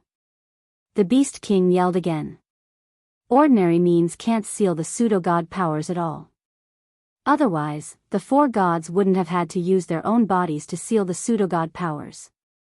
In the end, they turned their bodies into seals to suppress the pseudo-god powers. You're right. The pseudo-god powers can't be sealed by ordinary means. Violet walked out of a crack in the air and came to Wu Yan's side. She raised her eyes and looked at the Beast King. When I first heard that these 5 beads could seal the power of the false god, I had my suspicions. But now, it seems that these 5 beads can indeed suppress the power of the false god. So, I guess that these 5 beads should be made from the fragments of the mythical armament. After hearing Violet's explanation, the Beast King understood. The mythical armament was a divine object that could create the power of divinity on its own. It could also store the power of divinity. Therefore, if these 5 beads were made from the fragments of the mythical armament, it would not be strange for them to be able to suppress the power of false gods. It was precisely because of these tools that the Beast King could miraculously do what he thought was impossible. Realizing this, the Beast King finally understood something. He glared at Wu Yan, Violet, and the 5 demigods of the spalier world outside the space vortex and roared for the first time since he appeared. You tricked me. R1152.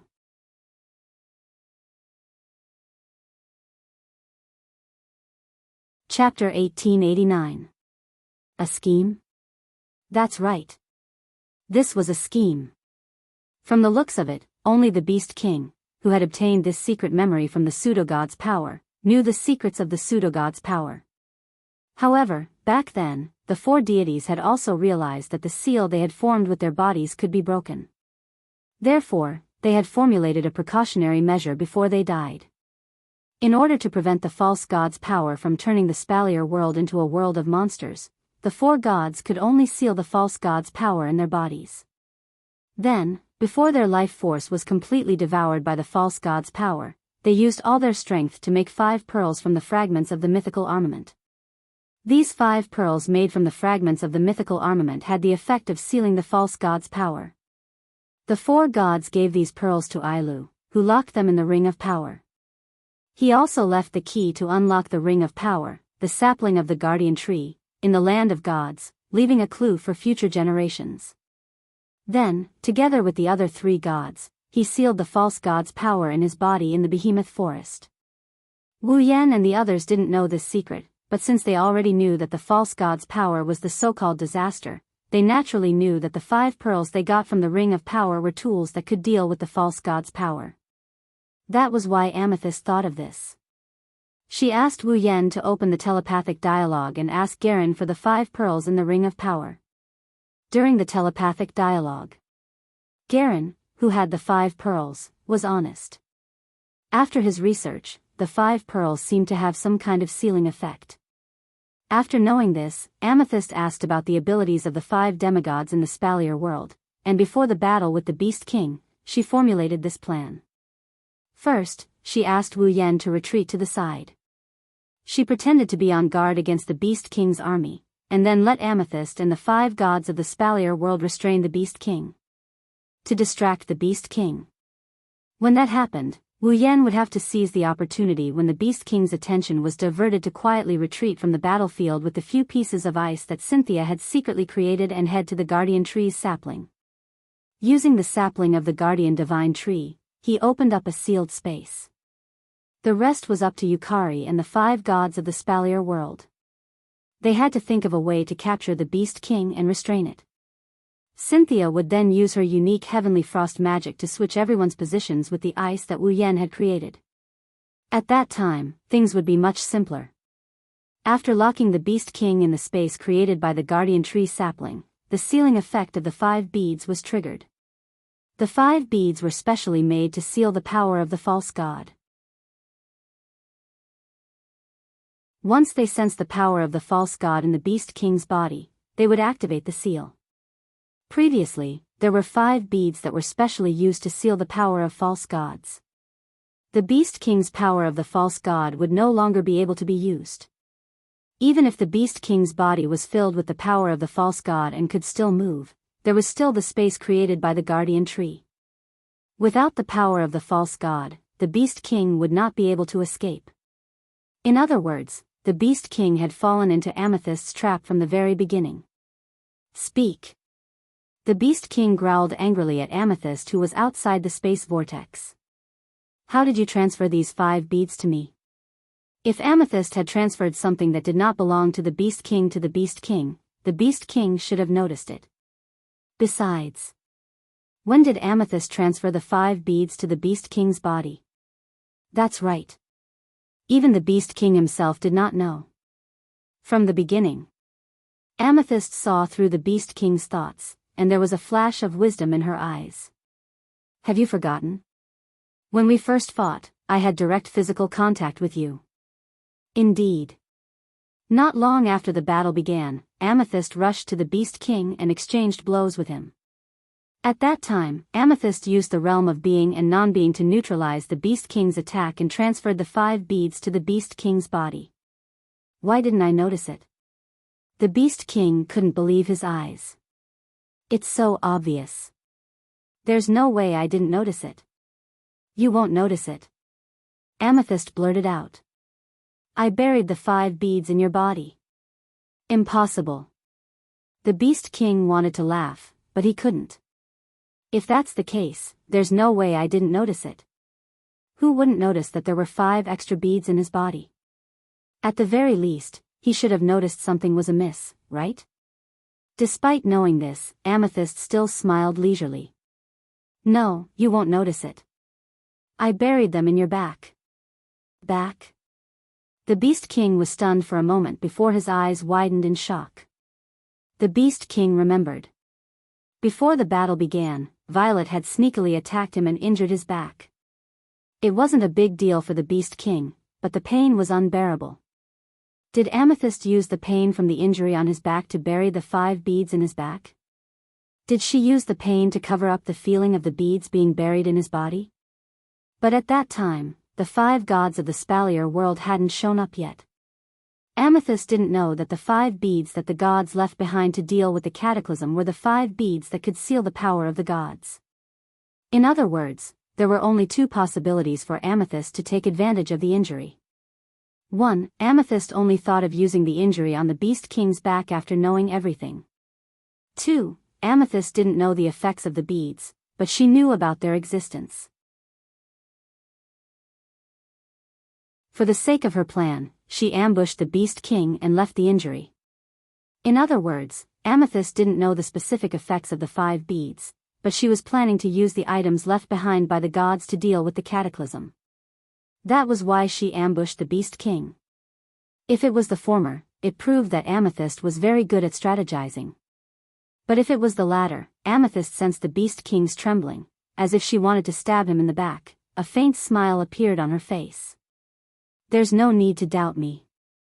I've been planning to summon the 5 demigods to help me and use the items left behind by the gods to deal with you. That's why I left that injury on your back. The Beast King's heart turned cold. Amethyst's ability to plot to such an extent was beyond that of a normal person. Only a monster could do that.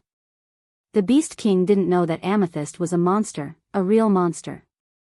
She was also a sage of monsters who had lived for thousands of years. Her intelligence had long turned into that of a monster. The Beast King could only blame himself for seeing Amethyst's strength but not her intelligence. As a result, even if the Beast King had the power of a demigod, he still fell into Amethyst's trap. Do you think you can seal me like this? The Beast King roared. I won't let you get away with it. As the furious roar rang out, the veins on the Beast King's forehead bulged in the distorted space. It struggled madly as a violent energy erupted like a volcano. It squirmed wildly and surged out of the Beast King's body, rushing in all directions. Under the effect of that terrifying power, the spatial vortex that was about to close trembled, as if it was being expanded. Even the white chains on the Beast King's body began to emit cracking sounds, as if they could not bear the weight of the pressure. Even Wu Yan and Amethyst's expressions changed when they saw this, let alone the 5 demigods from the Spalier world. He still has this kind of power? Under the pressure of the 5 pearls, the Beast King couldn't use his power of a demigod. Coupled with the suppression of the space vortex created by the Guardian Tree's sapling, the Beast King felt as if he had fallen into a swamp. But even so, the Beast King still had some strength left. Not only did he manage to open the entrance of the sealed space, but even the white chains that had the effect of sealing the power of the false god were trembling along with the body of the bead, as if they could break free at any time. It was only now that everyone realized what was going on. The Beast King hadn't used his full strength in the previous battle. So what if these 5 pearls can seal the demigod's power? The Beast King's low roar echoed throughout the space vortex. My demigod's power alone might not be able to escape the seal of these 5 pearls, but did the 4 demigods expect me to absorb all the demigod's power? With me as the vessel for the demigod's power, it won't be easy to seal me as long as I have the strength to do so.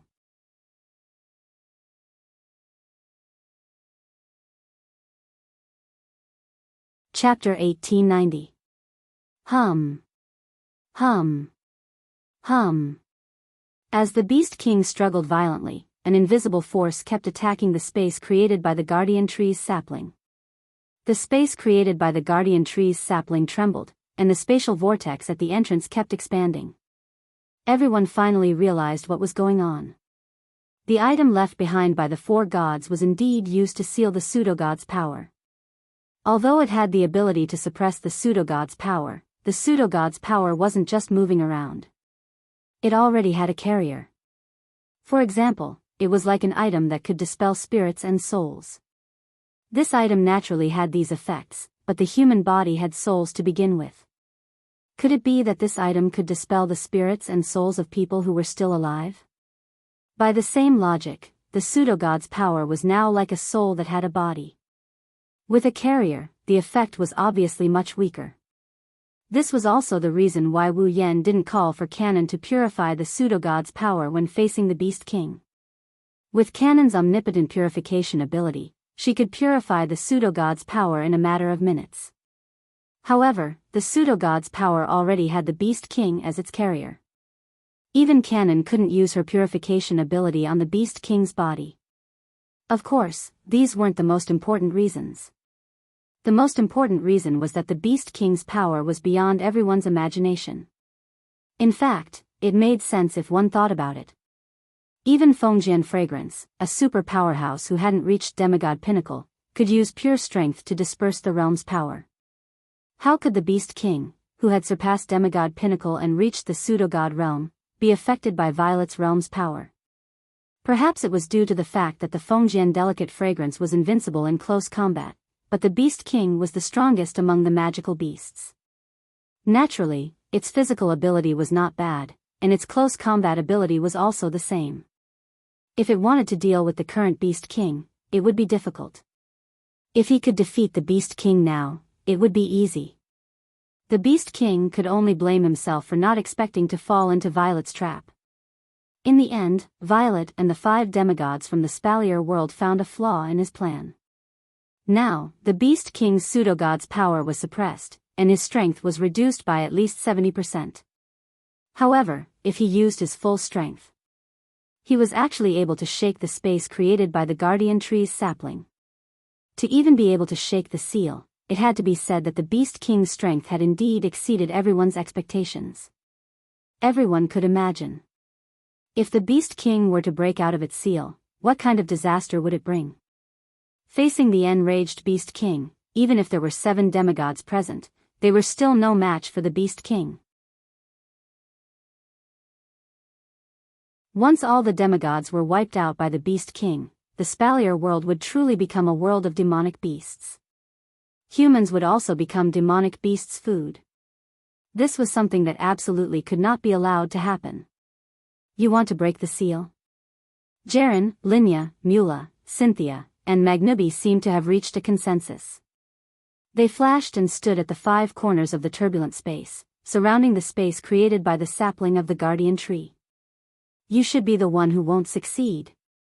As the 5 demigods from the Spalier world spoke, Jaren, Linya, Mula, Cynthia, and Magnubi who had surrounded the space created by the sapling of the guardian tree took out an armament each. Compared to the armaments used by Garen, Linya, Mula, Cynthia, and Magnubi in the battle against the Orc King, the 5 armaments looked much more profound. In Jaren's hand was a huge sword with a twisted blade.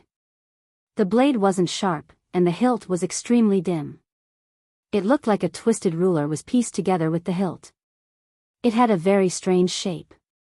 In Linya's hand was a strange root-shaped object that looked like a stick. It was extremely slender, but there was a pearl inlaid at the tip. It looked like a magic staff. In Mula's hand was a black stick that resembled a pillar and seemed as though it would shatter at any moment. It was as big as a smaller pillar. In Magnubi's hand was a pair of gauntlets that seemed to have been chopped off from a wild beast. Even though there wasn't any blood, the gauntlets were covered in fur. As for Cynthia's hand, it was a piece of ice. It was translucent and sharp like a spike. There was a glittering ice crystal at the tip. The 5 armaments were strangely shaped, their uses were unknown, and one could barely tell what type of weapon they were. However, the moment they appeared, they exuded an ancient, profound, mysterious, and powerful aura. Shockingly, they were all legendary armaments. 5 legendary armaments. Holding the 5 oddly shaped legendary armors, Garen, Linya, Mula, Cynthia, and Maganubi simultaneously poured all of their warrior power and magic power into the armors, as if they didn't cost any money. Buzz! At the next moment, a majestic, turbulent wave surged from the 5 armaments, forming a colorful light curtain above the distorted space vortex that enveloped the entire space vortex. Boom! The violent energy from the Beast King collided with the light screen. Both sides shook violently, and ripples of energy that could kill a Type 8 powerhouse spread out. Finally, they turned into a gust of wind that blew in all directions, smashing onto the platform and slowly dissipating. Under the impact of the Beast King's strength, the surface of the light curtain rippled like water waves. It seemed as though it was about to crumble, but it didn't turn into nothingness. In an instant, it reached a stalemate with the Beast King's strength and reached a balance. The Beast King, who was trapped in the space opened up by the Guardian Tree's sapling, felt as if his body was being pressed down by dozens of mountains. He sank heavily, and the white chains around his body also stabilized with the help of this force. In other words, the Beast King was truly confined in the space opened up by the Guardian Tree's sapling. Despicable humans. The Beast King was furious. You actually used the strength of external objects to strengthen the seal. That's right.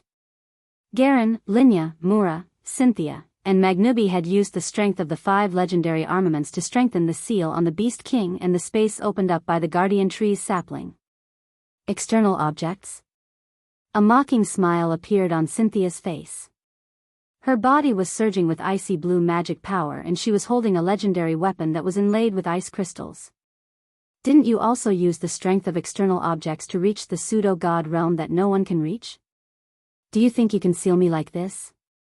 The Beast King's expression turned terrifyingly grim. He sneered. Right now, the 5 of you can't move at all in order to strengthen the seal and space. I still have thousands of my kind outside. When they rush in, you don't have to worry about that. Wu Yan sneered as if to strike a blow to the Beast King. What do you think Violet has been doing after burying the 5 beads in your body? Hearing this, the Beast King felt an ominous premonition in his heart. Roar! Roar! Roar! On the other hand, the countless flying beasts in the sky above the capital of alternate generations snarled furiously as soon as they witnessed the scene of the Beast King being captured by the 5 demigod stage powerhouses of the Spalier world and being replaced by 5 blocks of ice. Roar! Roar! Roar! Driven by rage, every flying demon bellowed. Even the demons outside the capital of otherworlds that could not fly and were surrounding the empty ground were spurred on, bellowing in rage, their frenzied beastly cries echoing across the skies. Without the slightest hesitation, all the beasts were on the move. The beasts in the sky descended from the sky like sharp arrows, swooping down toward the capital of alternate generations from all directions. The beasts on the ground were like cannonballs that broke through bamboo, charging toward the capital of alternate generations with great momentum. In an instant, the sky roared and the ground trembled. One by one, the beasts rushed toward the fragile city, intending to flatten it. And yet, just as the magical beasts were about to charge into the capital of alternate generations, all of them vanished amidst a formless ripple as if they had sunk into water.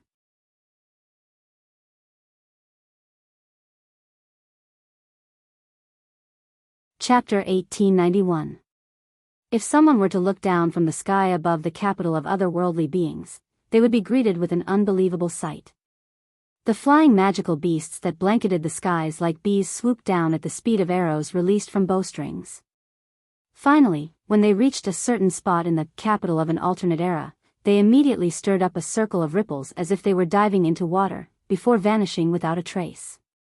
The dense horde of magical beasts that resembled ants also charged forward at the speed of bullets. When they reached the sturdy walls of the capital of a different generation, the walls were like a lake, swallowing the magical beasts one by one and stirring up circles of ripples. In that very instant, the entire capital of alternate generations, be it its surroundings or its peak, rippled violently as if a torrential downpour had hit the surface of a lake. It only stopped after a while. When the ripples in the capital of otherworldly beings subsided, the monsters that surrounded the capital of otherworldly beings and were on standby on the ground, as well as the flying monsters with the ability to fly, had all disappeared from the spot. Of course, saying that they disappeared from the spot might be a little inaccurate. It should be said that the monsters that intended to charge into the capital of otherworldly beings had disappeared from this world. What's going on?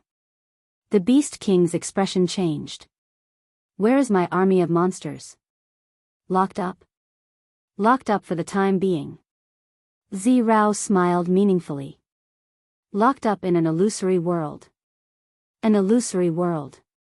Or rather, it should be said that the magical beasts were all trapped in the realm of illusion and reality. After burying the 5 orbs into the Beast King's body, Violet found an opportunity to quietly leave the scene. Otherwise, there would be no need for Wu Yan to bring the ice that Cynthia created to the Guardian Tree's sapling. After the 5 demigods of the Spalier world captured the Beast King, Cynthia would cast her unique teleportation spell to bring the Beast King and everyone else to the Guardian Tree's sapling. If Violet was here, she wouldn't have to go through so much trouble. All she needed to do was open a gap, and she could easily bring the Beast King and the 5 demigods of the Spalier world to the sapling. The reason why Cynthia was needed was because Violet had her own matters to attend to. It was something that should have been done by Wu Yan. Around the capital of alternate generations, Violet used her ability to control her realm. He unleashed the realm of illusion and reality. It created an illusory world. Just like the 2 sides of a mirror, Amethyst created a capital of a different era within the mirror. Therefore, the magical beasts that intended to charge into the capital of alternate generations had to reach the boundary between illusion and reality. They were all sucked into another illusory capital of a different era. Now, these magical beasts should be in the otherworldly capital inside the mirror. In order to find the Beast King, they were wantonly destroying everything, right? It seemed like the one who was truly wary of the magical beast army brought by the Beast King was not Wu Yan. It was Violet. From the beginning to the end, Violet had planned everything out. Before the battle even began, when she left a wound on the Beast King's back, she had already planned it all out. It was a pity that the Beast King, who had finally entered the realm of false divinity and become the strongest expert in the world, had fallen into Violet's trap before he had the chance to show off his true strength. He was completely suppressed by Violet. In the space vortex, the Beast King, who was surrounded by 5 pearls and bound by white chains, lowered his head and took a deep breath, as if trying to suppress the endless anger and murderous intent in his heart. After a long time, he let out a long sigh. This time, it's my loss. Yakumo Violet, you do have something that I can't compare to. I admit defeat. When he raised his head again, the Beast King's face was as cold as ice. However, don't think that you have one just like this. Even if you can seal me for a while, you definitely won't be able to seal me forever. Now, the 5 demigods of the Spalier world had used legendary armaments to seal the Beast King in the space created by the Guardian Tree's sapling. In other words, once the 5 demigods of the Spalier world were not strong enough and the Beast King seized the opportunity, then the Beast King would be able to break out of the seal. In other words, the 5 demigods of the Spalier world were trapped on this small platform together with the Beast King, and there was no way for them to leave. The only difference was that one side was trapped in a cage, while the other side was guarding outside the cage. Could the 5 demigods of the Spalier world be able to seal the Beast King forever? The answer was, of course, no. As long as the Beast King could catch his breath and suppress the 5 demigods of the Spalier world, then the Beast King would be able to break out of the seal. On the other hand, when the 5 demigods of the Spalier world exhausted their strength, fighting aura, and magic power, the Beast King would also be able to break out of the seal. This period of time would definitely not be too long. When the Beast King reappeared in this world, then it would be time for the Spalier world to welcome a true disaster. Wu Yan, Violet, and the 5 demigods of the Spalier world were all very clear on this point. Therefore, not only did they not feel relieved after suppressing the Beast King, but they also felt a little heavy. On the other side, the Beast King slowly withdrew his power as if he had given up. He was like an ordinary person, and the aura of his whole body was withdrawn. However, everyone understood that the Beast King didn't give up. Instead, he wanted to accumulate enough strength to break through the seal of the 5 demigods of Silveria and break the time limit of the seal. Without the Beast King's power, the space created by the Guardian Tree's sapling began to slowly close. The space vortex also began to shrink. Everyone silently watched as the Beast King's figure gradually disappeared into the space vortex that was getting smaller and smaller. In the end, the Beast King left everyone present with an unchanging cold smile. Since you all made me fall today, I'll give you a kind reminder. Don't think that without me, the demonic beasts will stop attacking the Spalier world. Hearing this, the 5 demigods of the Spalier world were shocked. What does this mean? Each of the 3 empires of Silveria has a guardian deity behind them. Knowing this, do you think I would come here with peace of mind and allow my army of beasts to invade the 3 empires? What do you think I'm relying on to do so? The Beast King sneered. Let me tell you, there is a Beast King in each of the 3 armies of demonic beasts attacking the 3 empires. Wah! Everyone's mind went blank. Beast King? There are Beast Kings among the demonic beasts? And there are 3 of them? Don't doubt it. Seeing the sudden change in everyone's expression, the Beast King finally couldn't help but laugh out loud. There are 3 peak 9th level demonic beasts in my beast clan. These 3 peak 9th level demonic beasts have received the power of the false gods that I have bestowed upon them. With their leadership, my army of demonic beasts will not give up on attacking the Spalier world. Originally, I had prepared these 3 Beast Kings to deal with the demigods of the 3 empires. But now, all of you are here, and in order to seal me, you can no longer retreat. The Beast King's voice was filled with joy. What do you think will happen to the 3 empires that have lost their 3 guardians under the attack of 3 Beast Kings? What will happen? Does it even need to be said? In the face of a demigod, if there were no other demigods, no matter how many demigods there were in the 3 empires, they would be nothing but fodder. In the end, the 3 empires will not be able to escape the fate of destruction. I would like to see how the Spalier world will resist my army of demonic beasts after losing all 5 of their demigods. The Beast King slowly closed his eyes. I hope that when I reappear, the Spalier world will still be the world of humans. After leaving this sentence, the Beast King's voice completely disappeared into the closed space vortex. What was left was a small, transparent vortex that was covered by the 5 demigods of the Spalier world. It was slowly rotating, and there was a stifling silence.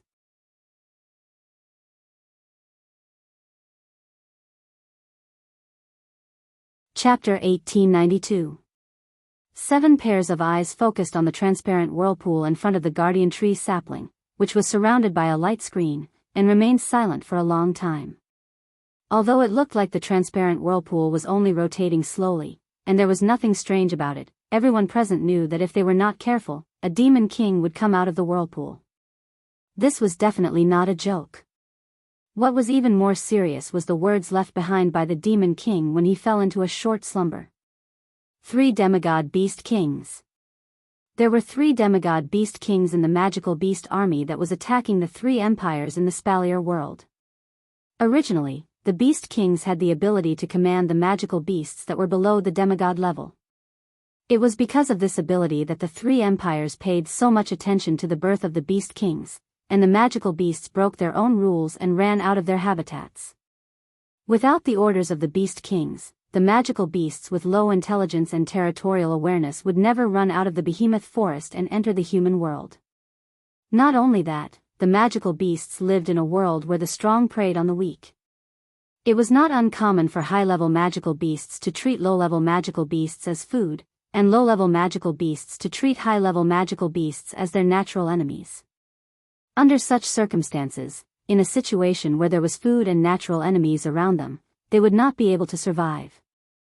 How could the magical beasts still unite and attack the humans? It was like putting a lion and a rabbit together. Both of them were animals, so who could make them attack the humans together? If there was such a situation, it would be the rabbit running away to avoid the lion, and the lion chasing after the rabbit to eat it. It would be impossible for the two to work together to hunt down the humans. However, the Beast Kings were able to do this. Therefore, if the Beast Kings were to be sealed here, they would lose their commander. The magical beasts would once again return to their normal state. They would not attack the three empires again. However, there were still 3 Beast Kings in the magical beast army. If what the Beast Kings said was true, then, with the 3 Beast Kings as their commander, even if the Beast Kings were to be sealed here, the magical beasts would still attack the 3 empires. The 3 guardian gods of the 3 empires had to stay here to maintain the seal of the Beast Kings. The situation was really urgent. Compared to the magical beasts, the humans were weaker than the magical beasts. They were already weaker in both numbers and power. Now that they had lost their guardian deity, the 3 great empires would definitely not be able to defeat the magical beast army, which had 3 Beast Kings. Therefore, the 3 guardian gods, Garen, Lena, and Magnubi, were already anxious. Miss Z. At that moment, the 3 guardian deities all looked at Z as if they were grasping at a life-saving straw. They spoke somewhat anxiously. What should we do now? The 3 of you, please calm down first. Cynthia tried to calm them down. Although the 5 of us can't leave, we still have Miss Z on our side. With Miss Z's strength, those 3 demigod-level magical beasts who borrowed the power of the pseudo-gods won't be able to cause any trouble. That's right.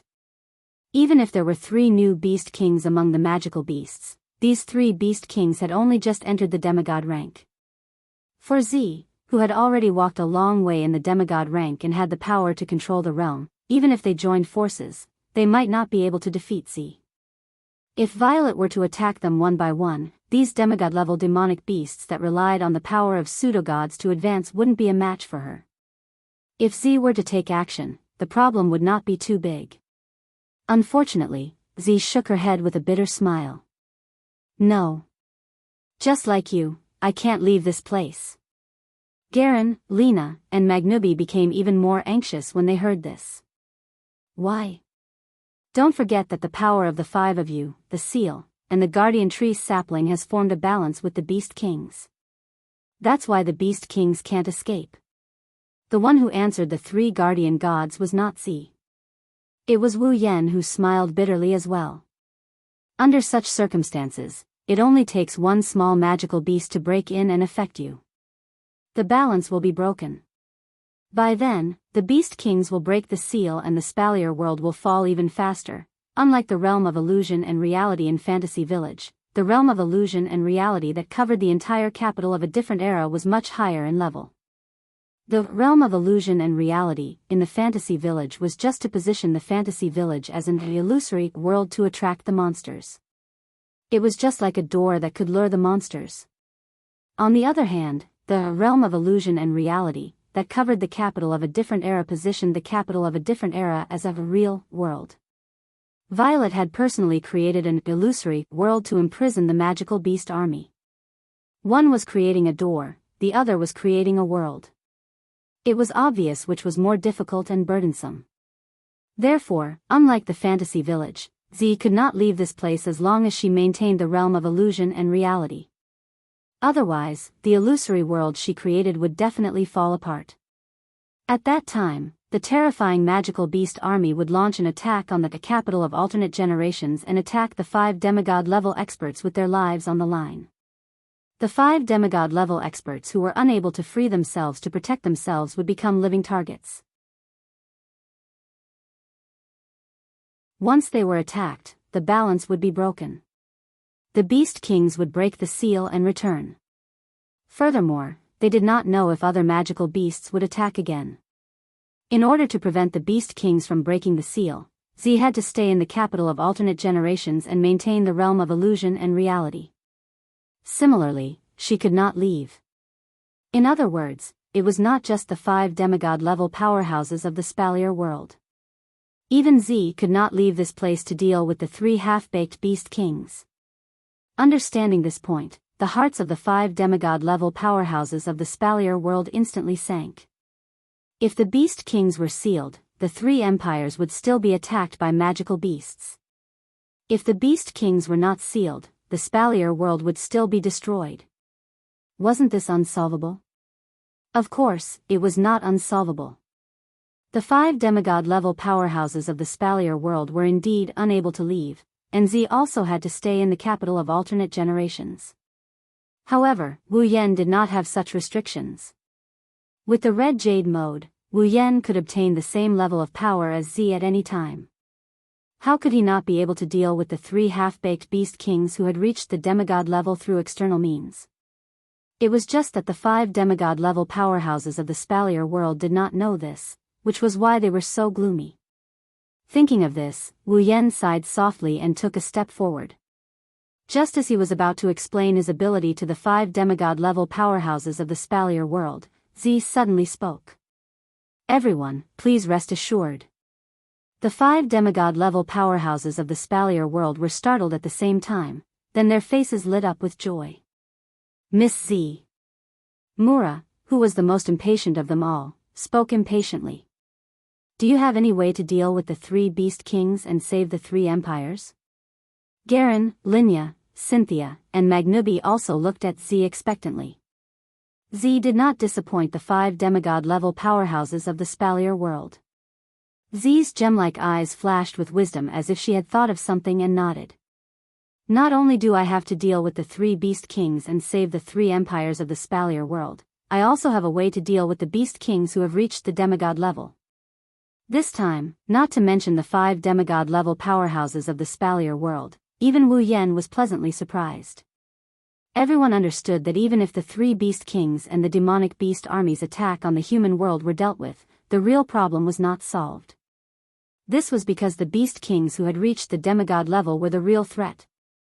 As long as the Beast Kings broke out of their seal, no one would be their match. At that time, the Spalier world would still be faced with a great disaster. However, the Beast Kings breaking out of their seal was something that could not be avoided. If Z really had a way to deal with the Beast Kings who had reached the demigod level, then the real problem would be solved. Z looked at the 5 demigod-level powerhouses of the Spalier world and said solemnly, however, we still need time to deal with them. So, I hope you can buy as much time as you can. Garen, Linya, Mura, Cynthia, Magnubi, and the other demigod-level powerhouses of the Spalier world looked at each other and said in a determined tone in unison. Please rest assured, Miss Z. We will do our best. Only then did Z smile in relief.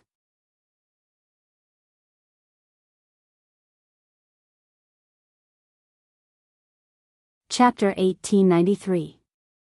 From the moment the Beast King led his army of demonic beasts to the capital of otherworldly beings, to the moment the 5 demigods of the Spalier world sealed the Beast King in the space created by the Guardian Tree sapling, only 30 minutes had passed. In a short 30 minutes, the densely packed locust-like magical beasts that had surrounded the capital of a different era were all gone. At the very least, they no longer appeared in this world, giving off a feeling that everything that happened just now was just an illusion. However, the Beast King destroyed the barrier around the capital of otherworldly beings, and the strange ripples that came from the platform at the edge of the capital of otherworldly beings told everyone that everything that happened just now was a false alarm. The Misaka sisters that were gathered by Chuju, Mikoto, Ikaros, Astria, and Lulu have returned to their respective residences. However, they didn't continue with their peaceful daily lives.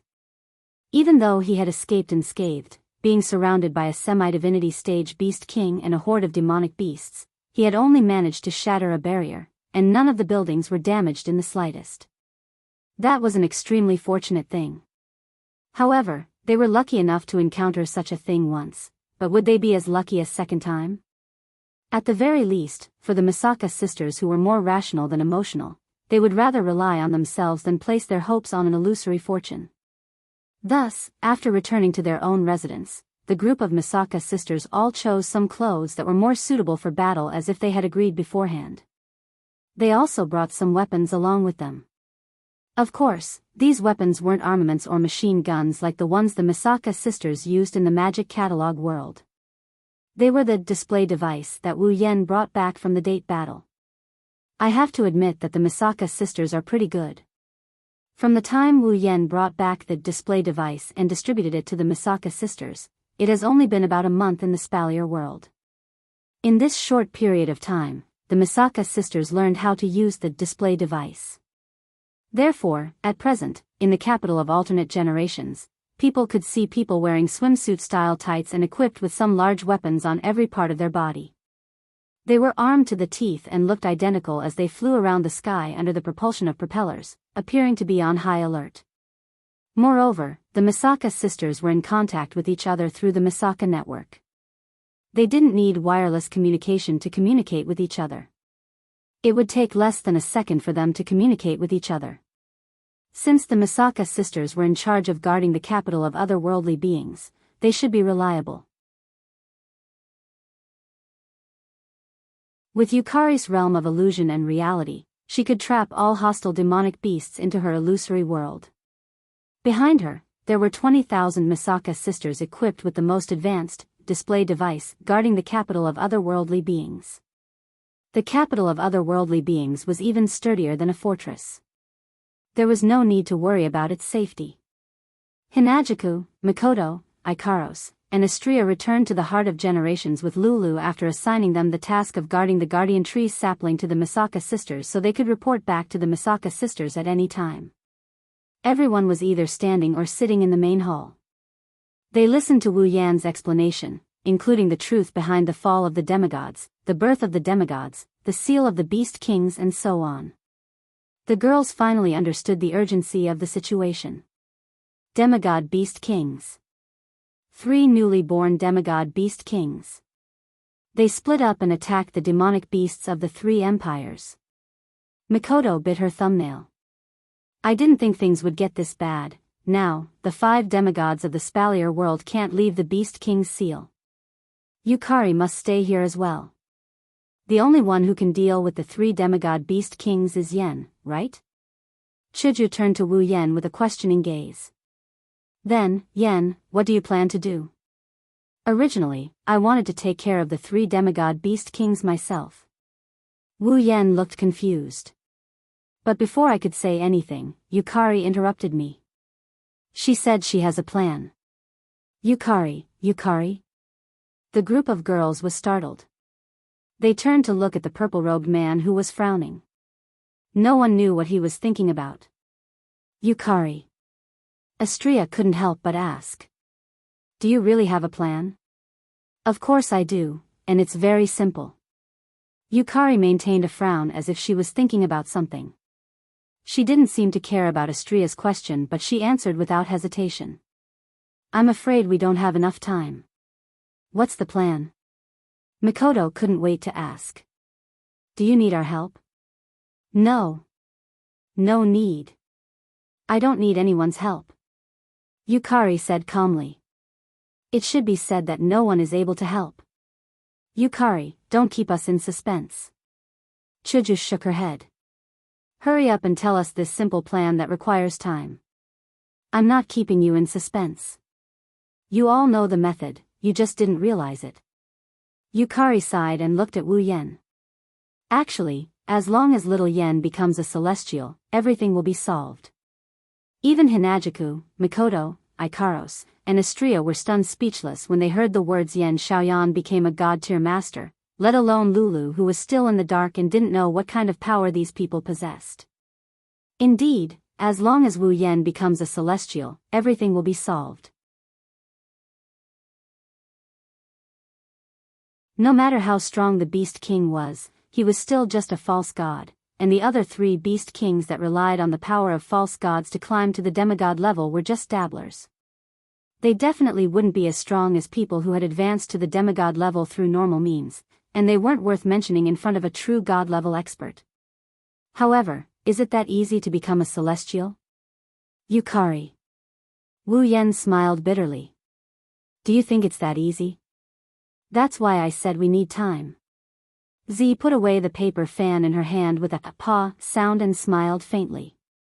Fortunately, we still have the advantage in terms of time. Before Wu Yan and the girls could say anything, Yukari said to Wu Yan, "Little Yen. For the next period of time, you don't have to care about anything else. Your only mission now is to complete the demigod path mission to the end and increase the effect of the item that can promote you to the peak of the demigod level." Everyone except Astria and Lulu understood what Yukari was trying to say.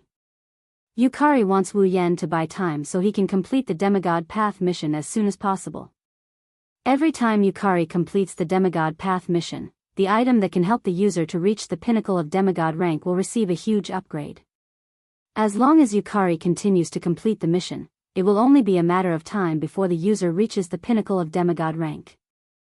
The system also has a unique mythical armament that can be exchanged for. It allows the user to absorb divine energy and obtain a chance to reach the celestial rank. In other words, as long as Wu Yan can complete the demigod path quest, he can obtain the item that can raise the user to the pinnacle of demigod.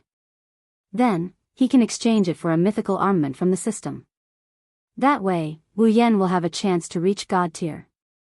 When the time comes, not even the Beast King of Demigods will be able to do anything to Wu Yan. Wu Yan will defeat the Beast King and save the entire Spalier world.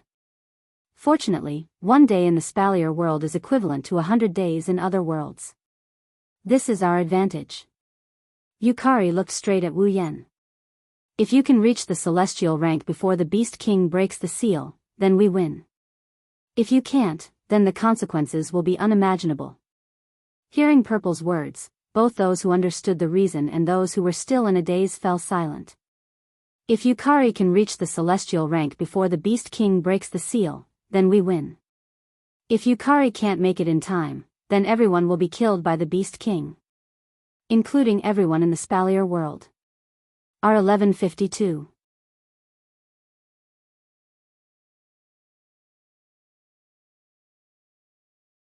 Chapter 1894. Behemoth Forest, capital of alternate generations. In the sky, the Misaka sisters, who were equipped with personal display devices for combat, were on high alert as they flew. On the streets, the Misaka sisters, who were armed with heavy weapons, formed groups of 2s and 3s as they patrolled the area. In the houses, many of the Misaka sisters were like snipers, hiding in ambush between the buildings. They used binoculars and sniper rifles to observe their surroundings. On top of the city walls, the Misaka sisters stood guard like sentinels. They looked identical and had the same expression. Their delicate faces were devoid of any emotions. This was the current situation in the capital of alternate generations. The leisure they had in the past was gone. In order to bring back this leisure, the Misaka sisters had put down their daily desires and worked hard to eliminate the dissidents, hoping to find what they wanted with their own hands. Since hard work was necessary, the Misaka sisters would not be stingy with their efforts. After all, this time, the Misaka sisters were no longer risking their lives for a groundless experiment. Instead, they were working hard to take back the life they wanted. Therefore, there was no need to be stingy with their efforts.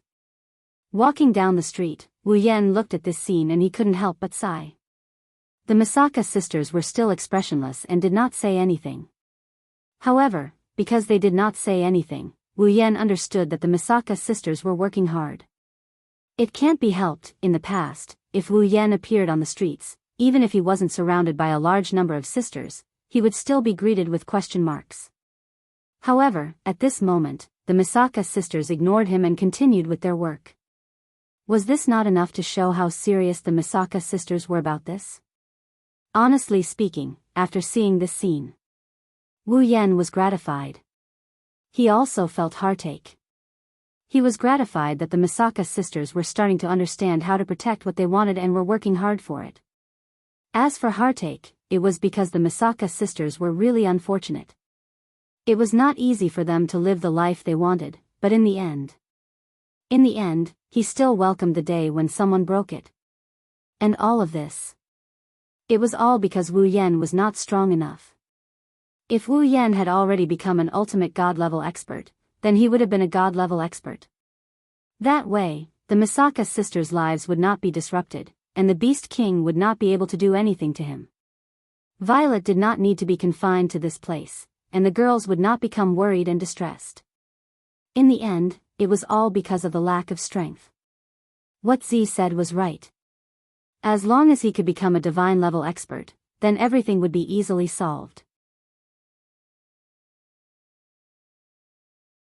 Regardless of whether it was the Beast King, who had reached the false god realm and was regarded as a demon king, or the magical beast army that was attacking the entire Spalier world, they would all become clowns. In the future, no one would dare to cause trouble in the capital of alternate generations and break the life that everyone yearned for. Because from then on, everyone would know that there was an invincible divine level expert in this foreign city that outsiders could not enter. In addition, the problem of the fantasy paradise could also be solved because Wu Yan had become a divine level expert. Therefore, Wu Yan clearly knew one fact. Only by becoming a divine level expert could he ensure everyone's happiness and protect every girl in this city. In fact, Wu Yan had known this fact since the beginning. It was also because of this that he had been rushing between the various instance dungeons to increase his strength. However, compared to now, in the past, Wu Yan had never yearned for it as much as he did now. He yearned to become an ultimate expert. Only then could he protect everything. Therefore, he had to reach divine level. After making this decision in his heart, Wu Yan quickened his pace and walked forward. Violet had said that the Beast King could break out of the seal at any time. However, even Violet could not predict the exact time it would break out of the seal. Therefore, Wu Yan had to complete his demigod path mission as soon as possible and fight for every minute and second. The sooner he became a divine level expert, the more insurance he would have. Because of this, Violet did not even intend to let Wu Yan deal with the matter of the three Beast Kings. Instead, she claimed that she would leave the matter of the three Beast Kings to her. Wu Yan only needed to focus on completing the demigod path mission. For this reason, Wu Yan wanted to refute with all his might. Now, the 5 demigod experts of the Spalier world were unable to leave the sealing platform. Violet also had no way to leave the capital of alternate generations. Apart from Wu Yan, the rest who could unleash the power of the demigod level could not make a move. Since that was the case, if even Wu Yan left, who would deal with the 3 Beast Kings? Of course, he wanted to refute, but this reason was not enough to convince Violet. After all, compared to the 3 Beast Kings, the Beast Kings with the power of the demigod level were the real threat. If he were to waste too much time dealing with the 3 Beast Kings, what would he do if the semi-divinity realm Beast Kings were to break out of their seals? At that time, even if the 3 Beast Kings were dealt with, no one would be able to deal with the Beast Kings at the demigod level. The humans of the Spalier world would still be wiped out. Therefore, no matter what, Wu Yan could not waste time dealing with the 3 Beast Kings. Completing the demigod path mission as soon as possible was the most important thing. It was also because he understood this point that although Wu Yan wanted to refute, he did not say anything. Instead, he agreed. However, before he raced against time, Wu Yan still wanted to check out the situation on the platform. After passing through the streets that seemed to have been transported from different eras, and passing by the buildings that were out of place, yet strangely dreamy, Wu Yan came to the edge of the capital of a different era and came to the platform where the sapling of the guardian tree was planted.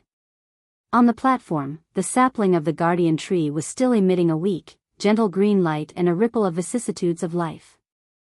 In front of the sapling of the guardian tree, a transparent space vortex that was only the size of a palm was rotating slowly. The vortex was surrounded by a layer of colorful light curtain, as if a circle of rainbow had been added to the vortex. It looked very beautiful. But although it was beautiful, once this beauty was disturbed, it would become the most hideous and dangerous thing in the world. Garen, Linya, Mula, Cynthia and Maganubi surrounded it in the middle and stood straight as if they were the guards of a prison. Because of this beautiful scene that could become the most dangerous thing at any time, Garen, Linya, Mula, Cynthia and Maganubi surrounded it and stood straight like the guards of a prison. With a closer look, one could see streams of warrior power and magic power slowly rising from the bodies of Garen, Linya, Mula, Cynthia, and Maganubi. The streams of warrior power and magic power were being injected into the weirdly shaped legendary weapons in their hands. The 5 legendary armaments were emitting a soft glow and ripples that could not be seen by the naked eye reverberated on the rotating space vortex. Gradually, the ripples turned into streaks of colorful light and injected into the light curtain that covered the space vortex, maintaining it. With the enhancement of Garen, Linya, Mura, Cynthia, and Magnubi with their legendary armaments, as well as the seal left by the gods and the power of the sapling of the guardian tree, the Beast King was barely sealed in the space vortex. If this balance was broken, the Beast King would break out of the seal. In order to break the seal, the Beast King was secretly accumulating his power. On the other hand, Garen, Linya, Mura, Cynthia, and Magnubi were constantly consuming their power in order to strengthen the seal and the space vortex. It was only a matter of time before the Beast King broke out of the seal. It was not unreasonable for Purple to be so eager for Wu Yan to complete the mission of the demigod path and become a god-level master. Realizing the urgency of the situation, Wu Yan also knew that he did not have much time left. He quickly collected his emotions and walked towards the platform.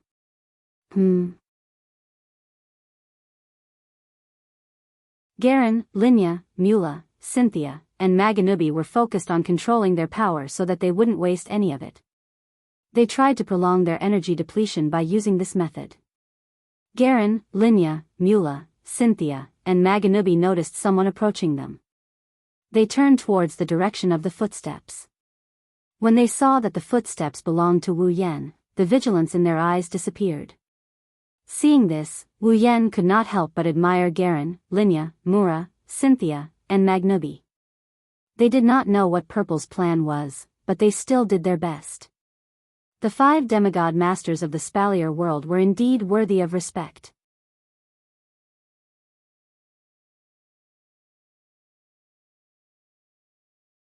Chapter 1895.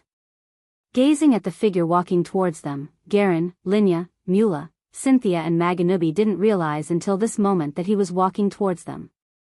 This young man who looked like he was in his 20s had already reached the peak of the 9th stage. A peak of the 9th stage in his 20s? Was there ever such a young peak of the 9th stage in the history of the Spalier world? Of course, only Cynthia, who had never met Wu Yan, had this thought. Garen, Linya, and Magnubi were even more shocked. After all, they had only met Wu Yan once on the Emperor Island. However, Wu Yan had only just reached the 9th stage and had only reached the intermediate 9th stage after coming out of the place of god spirits. How long had it been since he came back from the Emperor Island? Was it a month? It didn't seem so. Was it possible for someone to reach the peak of the 9th stage from the intermediate 9th stage in less than a month? If it really did exist, wouldn't the patriarch of the Guardian clan have to find a thick wall and kill himself? After all, the patriarch of the Guardian clan had been at the peak of the 9th stage for many years and had entered the place of god spirits countless times before finally obtaining the opportunity to rise to the peak of the 9th stage in the last trip to the place of god spirits.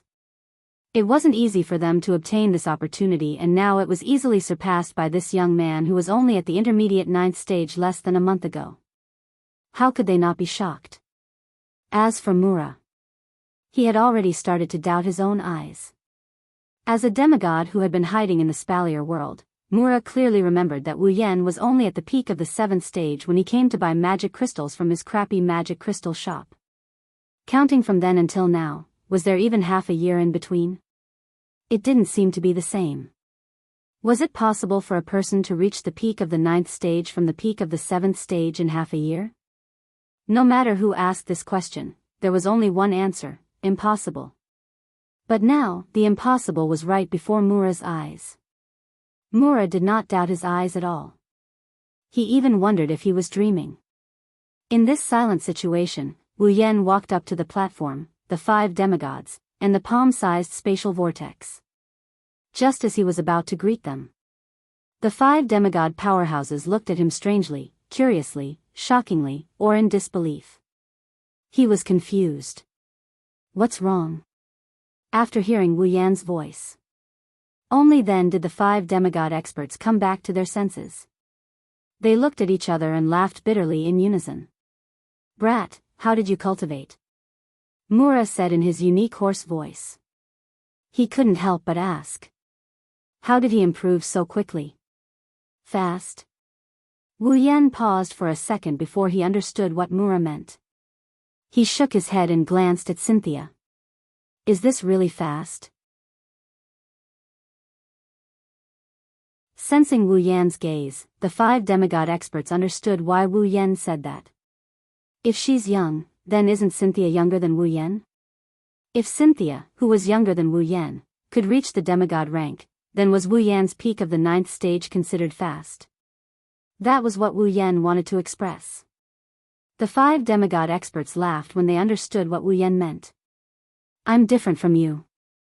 Cynthia didn't take her demigod rank identity seriously at all. Just like an ordinary girl, she playfully blinked her eyes. I didn't rely on my own cultivation to reach this stage, so you can't compare with me. You didn't cultivate by yourself? Wu Yan paused for a second. What do you mean by that? It's not strange that you don't know. Only us old fellows and the 3 princes of the 3 empires know about this. Jarlin explained. I'm sure you know why the royal families of the 3 empires are always guaranteed to have a demigod as their guardian god, right? It's because of the existence of the land of gods. Wu Yan answered directly. Because there are many opportunities in the land of gods that can transform people, the royal families of the 3 empires are always guaranteed to have a guardian god protecting the 3 empires, right? That's right. Magnubi nodded heavily. But other than the 3 empires, there is another faction in the Spalier world, or rather, a tribe that has their own method of ensuring the birth of a demigod. Tribe? Wu Yan gasped. Huh? There was a faction in the Spalier world that could guarantee the birth of a demigod? Since there was such a faction, why hadn't he heard of it? It's not that I haven't heard of it, but I can't even if I wanted to. Linya shook her head. She seemed to have seen through Wu Yan's surprise. That's because, to put it nicely, there are only about 20 people in this clan. It's already a little difficult to form a clan, let alone form a force. That's why it's been hidden all this time and not known to outsiders. Then Wu Yan turned to Cynthia. Then, Miss Cynthia, are you from that tribe? I am the saintess of the Iceland tribe. Cynthia didn't intend to hide it and smiled politely. The Iceland tribe is a tribe that lives on an island. A long time ago, a demigod was born in our tribe. Now, we call him the Divine Ancestor. The Iceland tribe was overjoyed at the birth of the Divine Ancestor. However, the Divine Ancestor was only able to become a demigod due to luck. By the time the Divine Ancestor became a demigod, his lifespan was already nearing its end. He would pass away soon. Cynthia seemed to have a lot of yearning for the Divine Ancestor. Her playful tone turned respectful. In order to prevent the demigod power that he had spent his entire life to successfully break through to become a demigod by chance, the Divine Ancestor did everything he could to create an inheritance method before his lifespan ran out. Based on the special bloodline of the Iceland clan, he could pass on all of his power to his descendants. This inheritance method could only be used by the Iceland clan with the purest bloodline in order to obtain the Divine Ancestor's demigod power. The Iceland tribe calls the person who obtains the Divine Ancestor's power the Saintess. I am the current Saintess of the Iceland tribe. Cynthia looked directly at Wu Yan and said in a playful tone. Even though I managed to obtain the power of the Divine Ancestor through the inheritance and become a demigod, the power that I possess right now is the power of the Divine Ancestor. I didn't cultivate it myself, so I can't compare to you, boy. Don't listen to this girl's nonsense. If anyone could use the inheritance method that could give all the power of the predecessors, the 3 empires wouldn't need to enter the land of deities. They might as well learn this secret method. Mura shouted rudely. Although this inheritance method can be used by anyone who has the bloodline of the Iceland clan, it can only be used by super geniuses who have reached the 8th step at the age of 17. In the entire Iceland clan, there have only been 3 such geniuses who have obtained the Divine Ancestor's power and become demigod rank powerhouses. This girl is one of them. If you think that her talent isn't good enough, then be careful of the Iceland clan's people. Wu Yan was shocked. Reaching tier 8 at the age of 17? Even the famous genius Princess Sylph couldn't do that. In the entire Spalier World Academy, there wasn't a single genius who could reach tier 8 at the age of 17, let alone Sylph. In the history of the Spalier world, the number of geniuses with such talent can be counted on one hand. If even Sylph, the strongest student in the Spalier World Academy, couldn't do it, then no one else could. However, Cynthia did it. Cynthia, the saintess of the Iceland tribe, is the most talented genius in the entire Spalier world. Wu Yan, who had such a thought, completely forgot about it. Cynthia took more than 10 years to reach Tier 8. Wu Yan, on the other hand, took less than 3 months to reach Tier 8 from a normal human. Although the system definitely contributed a lot to this, it was clear who was more monstrous just by looking at the data.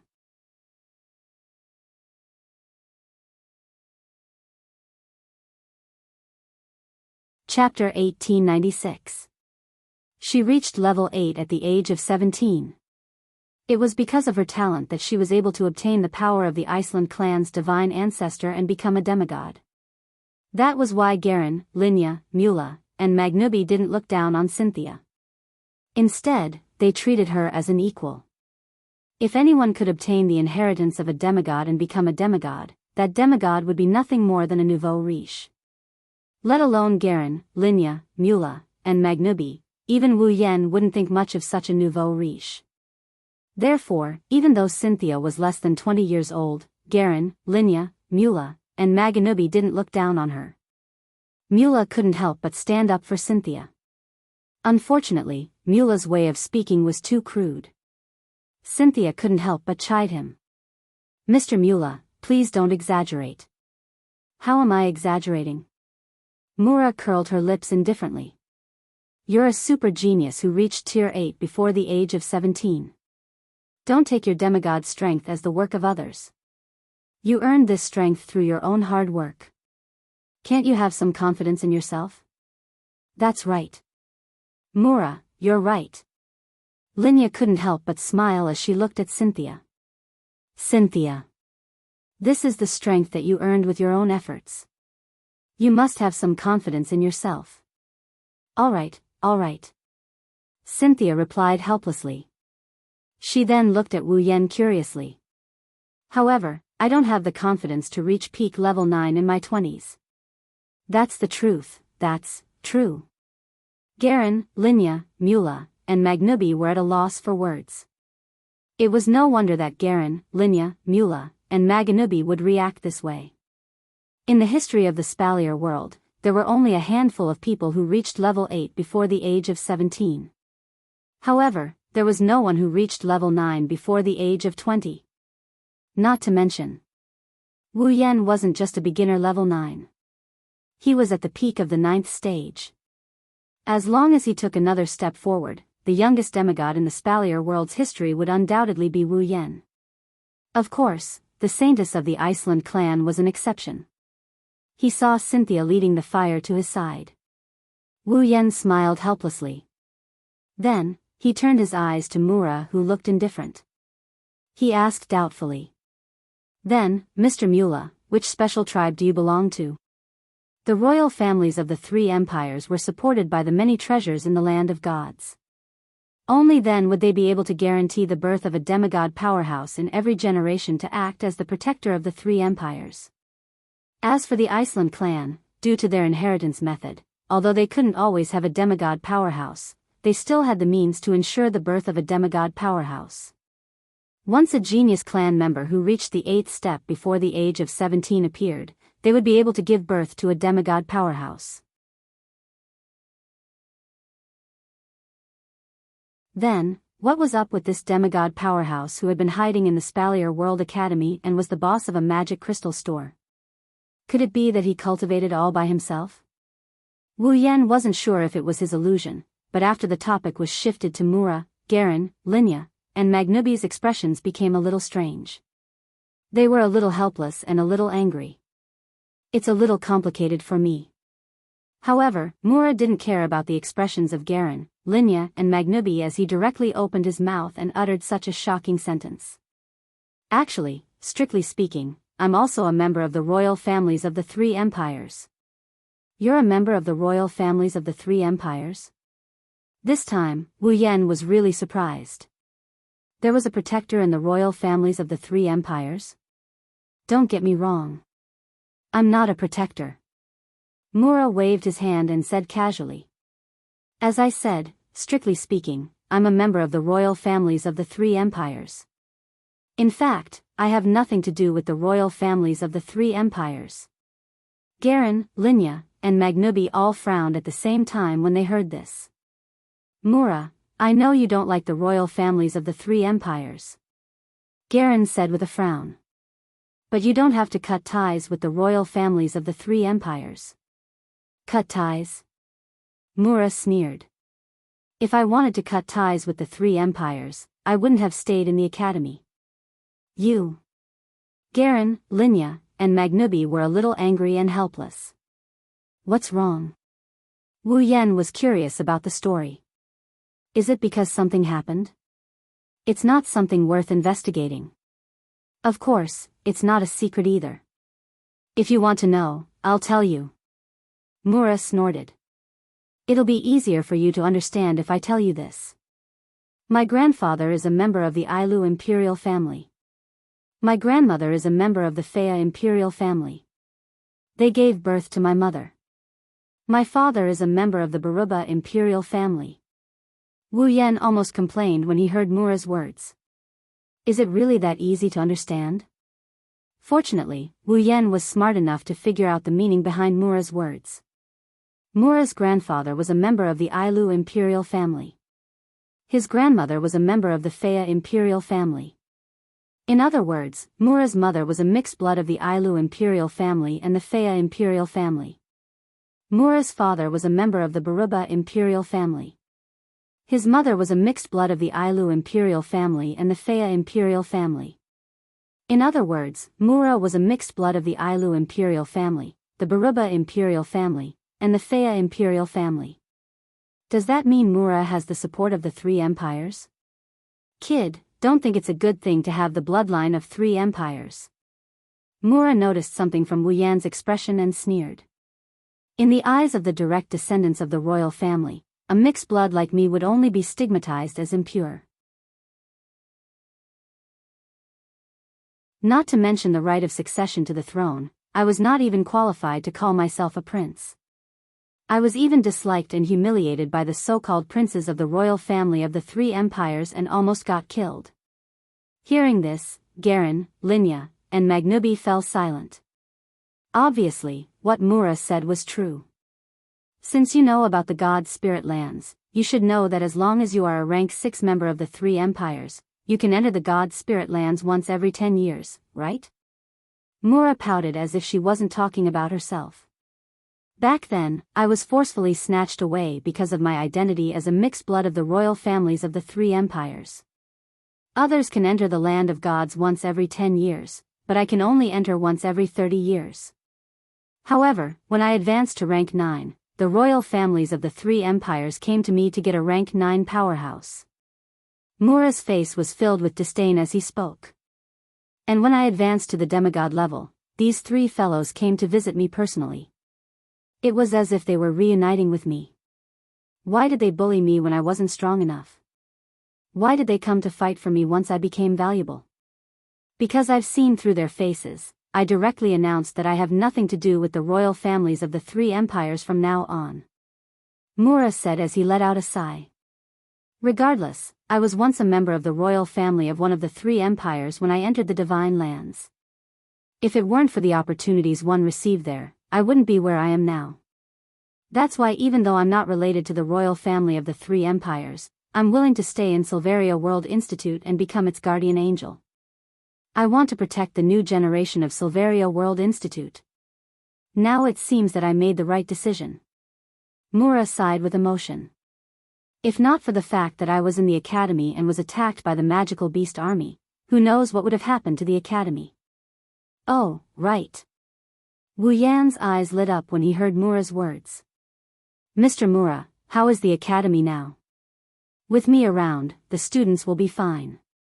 The Ailu Empire's people must have arranged for them to take refuge or participate in the battles in other cities.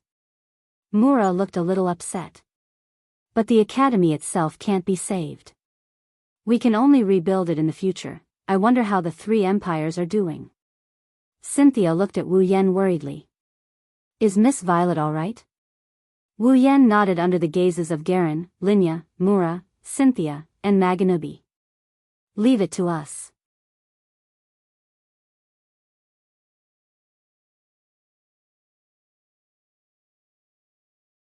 Chapter 1897. He stood in the hall and opened his wine-red eyes slightly. His gaze was like an arrow as he surveyed the area in front of him.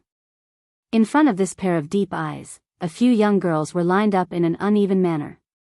They also cast their gazes over and stared at the owner of those wine-red eyes. They did not say anything, but there was a strange sense of trust in their eyes. This kind of trust that doesn't require any reason or basis may be blind, but Wu Yan who received this kind of blind trust felt warm inside.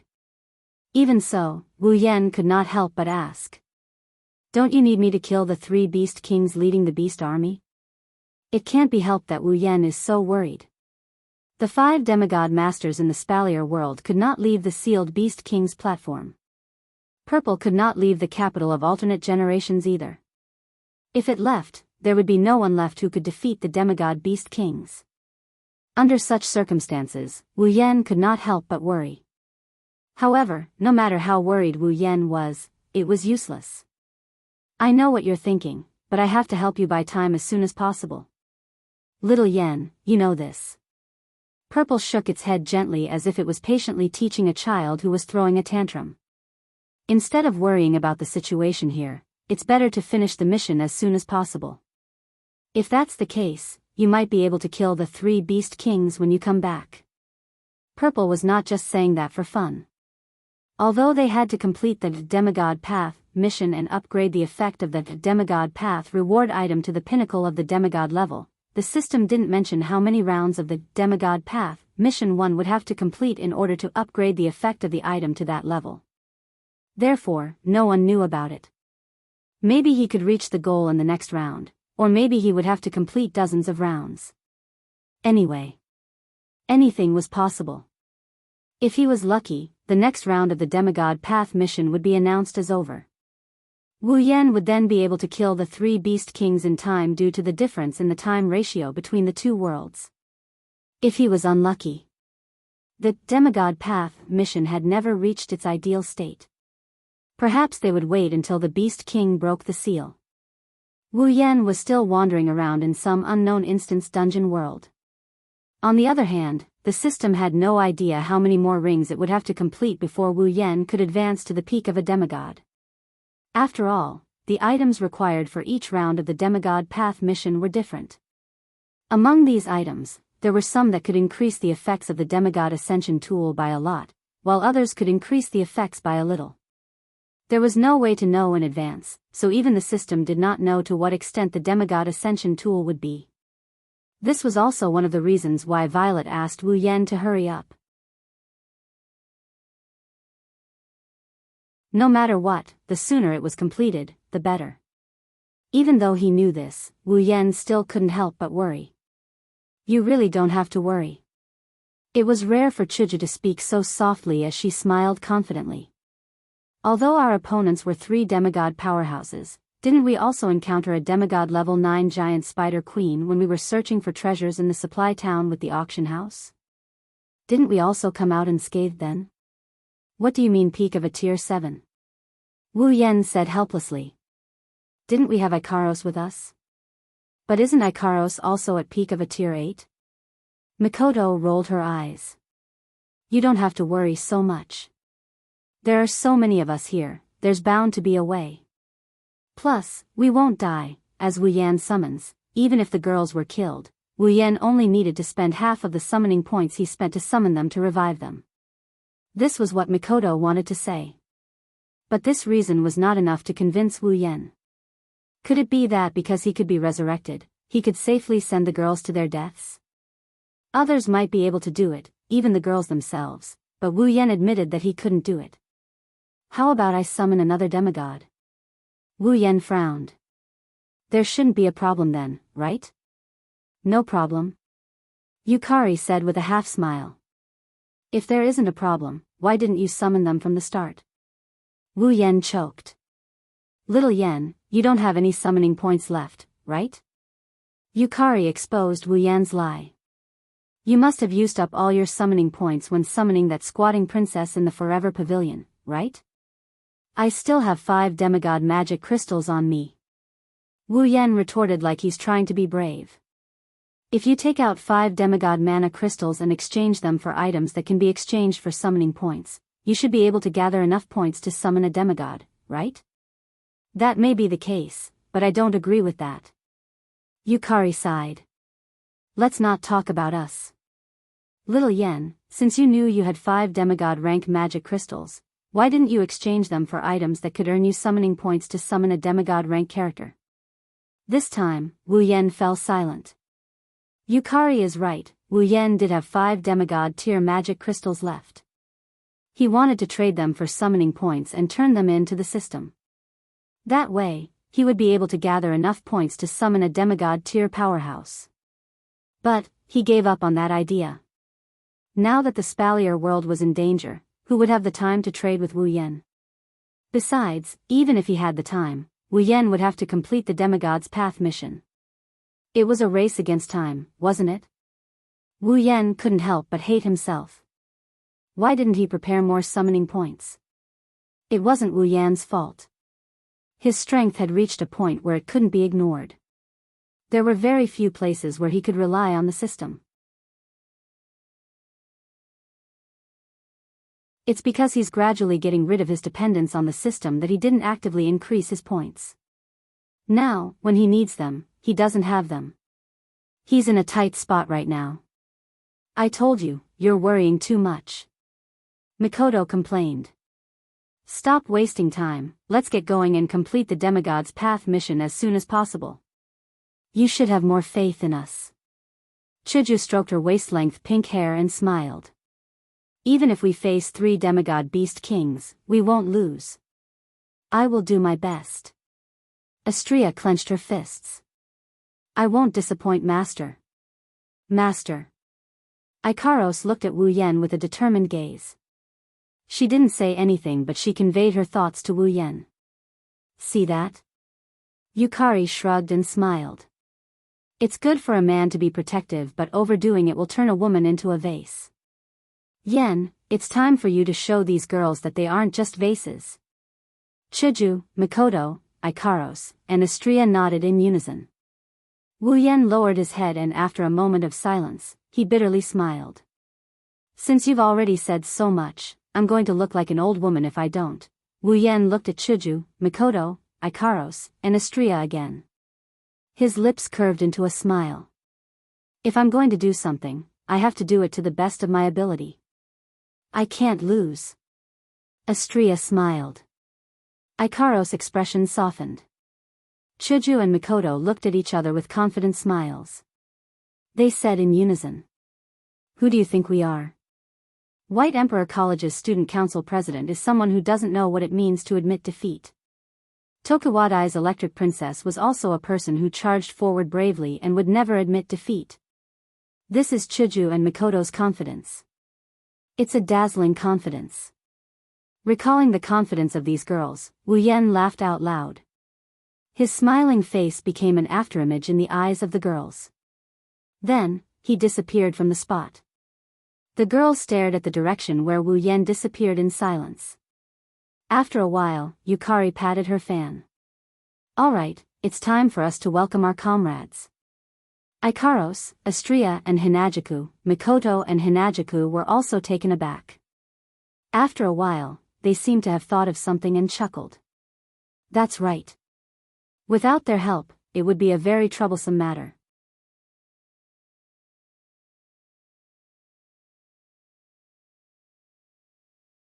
Chapter 1898. This is an open-air platform located at the top of the Heart of Generations. The floor of the platform was made of red stone bricks that were as red as blood, but it didn't make people feel horrified. Instead, it revealed a trace of beauty.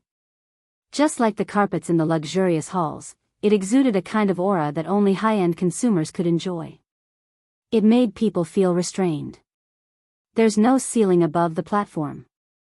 Instead, there's a fence made out of ceramic bars that cover the entire platform. There are canopies on both sides that can be opened to form a ceiling. The platform was surrounded by extremely strange walls. The walls were not like the platform's floor, which was paved with stone bricks. Instead, they seemed to be made of water, like a sponge that kept rippling. It made one unconsciously feel as if the platform was soaked in the deep sea. The walls of the platform weren't originally like this. The reason why they're like this is because the owner of the Heart of Generations and the owner of the Capital of Alternate Generations set up a barrier around the platform. Of course, the reason for setting up the barrier was very simple. It was to protect the lake in the central area of the open-air platform, which was about 1 meter higher than the ground. To be precise, it should be said that it was to protect the beautiful girls in the lake who were either sitting or lying in the water with their beautiful eyes tightly closed. These beautiful girls had been in this tranquil state for quite some time. But today, this tranquility is destined to be broken. At a certain moment, the door to the open-air platform slowly opened with a tkacha sound. Yukari led Chuju, Mikoto, Ikaros, and Astria into the quiet place. They stepped on the carpet-like ground and mercilessly tore the tranquility apart. They climbed the stairs in front of the platform and arrived in front of the lake. The group of 5 young ladies all cast their gazes towards the lake that they had stayed in not long ago, overlooking the scene inside. In the lake where the young girls were soaking, tiny streams of water that were invisible to the naked eye were slowly flowing around the naked bodies of the young girls, gently entering the soft and slender bodies of the young girls who had their eyes tightly shut. With the infusion of these tiny streams, the auras of the beautiful girls gradually changed. One moment they were strong, the next they were weak. Just like the diagrams on an electrocardiogram, they rose and fell rhythmically. If one looks closely, they'll notice that every time the aura fluctuates, the girl's aura will break through the peak and push them a little closer to their peak.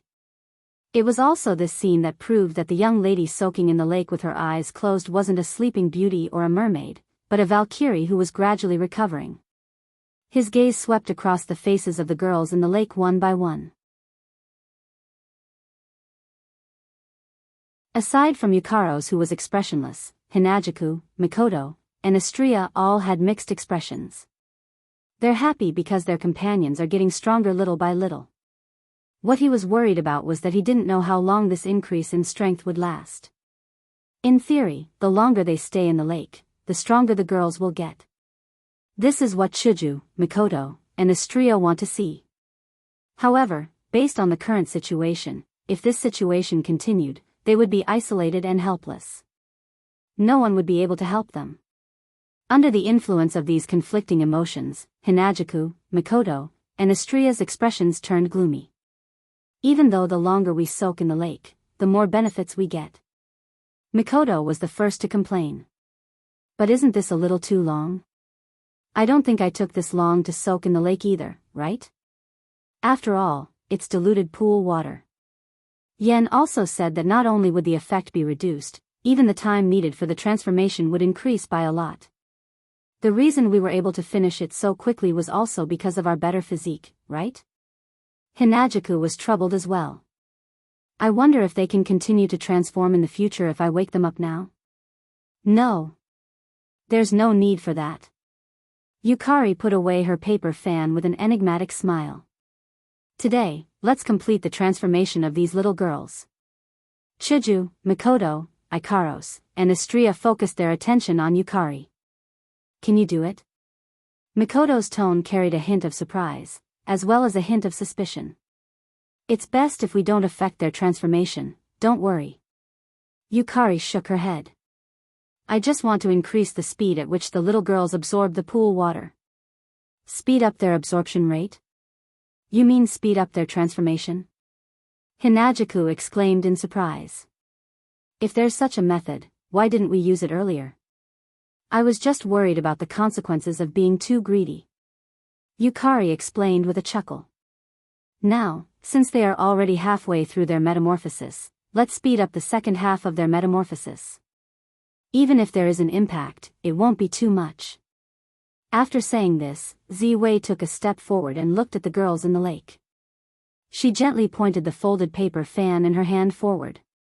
The realm of distance and closeness. The instant her voice fell, a circle of formless ripples spread out from the paper fan that C had pointed to the front like a ripple. The ripples slowly reverberated, spreading through the space in front of the paper fan, the surrounding air, the beautiful floor, and the boiling water vapor in the lake. Under the effect of the ripples, the small clear streams that were flowing toward the young women in the lake suddenly came to a standstill. Then, as if they had entered an invisible space, they all appeared around the young women in a flash. Under the effect of the near and far realm, the pool water with the transformation effect was separated from the normal lake water and gathered around the girls who were transforming. The realm of speed and closeness. At this moment, the frequency of the ripples that were spreading to the surroundings quietly changed. This time, the ripples passed through the lake water, but the lake water did not change in the slightest. Instead, the pool water that gathered around the girls, which had the effect of metamorphosis, suddenly swelled up and rushed into the naked bodies of the girls at an extremely fast speed. The influx of large amounts of water caused a change in the aura of the girls, which had been fluctuating rhythmically. It was no longer fluctuating up and down. Instead, it was as if they had encountered a rising tide, suddenly rising upwards. Under such a violent rise, the young girls in the lake all frowned. There was nothing they could do about it. Although the flow of the pool water had increased, the absorption speed of the girls did not increase. Naturally, this led to the pool water that had not yet participated in the transformation and was absorbed by the girls to accumulate in their bodies. Therefore, it was natural for the girls to feel depressed. Yukari sister. Hinajaku, Mikoto, and Astria all gasped at the same time. Even Ikaros couldn't help but reveal a worried expression. Purple did not have any reaction to this. Instead, with a leisurely chuckle, she opened the paper fan in her hand and waved it forward after the pool water that had gathered around the girls had completely entered their bodies. The realm of restriction and release. In an instant, the ripple that reverberated around the lake gathered and turned into an invisible airflow that rushed into the girls' bodies. The human body has a certain function that automatically limits one's potential. In order to prevent too much explosive power from damaging the body, and to prevent too much potential from being wasted, this restriction will accompany a person until they die, until they grow old. Now, Yukari used her realm power to temporarily remove the restriction in the girls' bodies, freeing their bodies' original functions. As a result, the absorption ability of the girls' cells, skin, internal organs, and other tissues instantly increased. They absorbed all the pool water accumulated in their bodies for the metamorphosis. Waves of powerful auras rose from each of the young girls. R1152.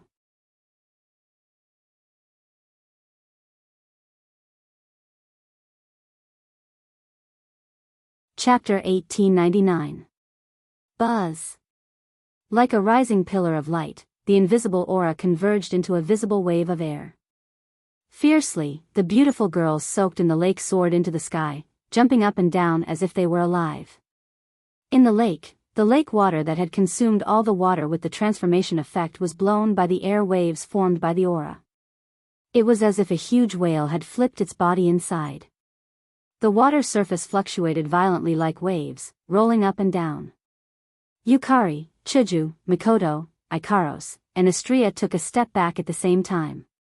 The rising lake water seemed to have been calculated, or it seemed to have encountered some kind of obstacle. It only stopped when it was right in front of the five of them. When the water in the lake returned to its tranquil and clear state, the naked young ladies who were soaking in the water with their eyes closed opened their eyes. Their eyes were full of color as they cast their colorful gazes towards the shore. Yukari, Chuju, Mikoto, Ikaros, and Astria exchanged glances with the naked girls. Yukari, Chuju, Mikoto, Ikaros, and Astria didn't say a word.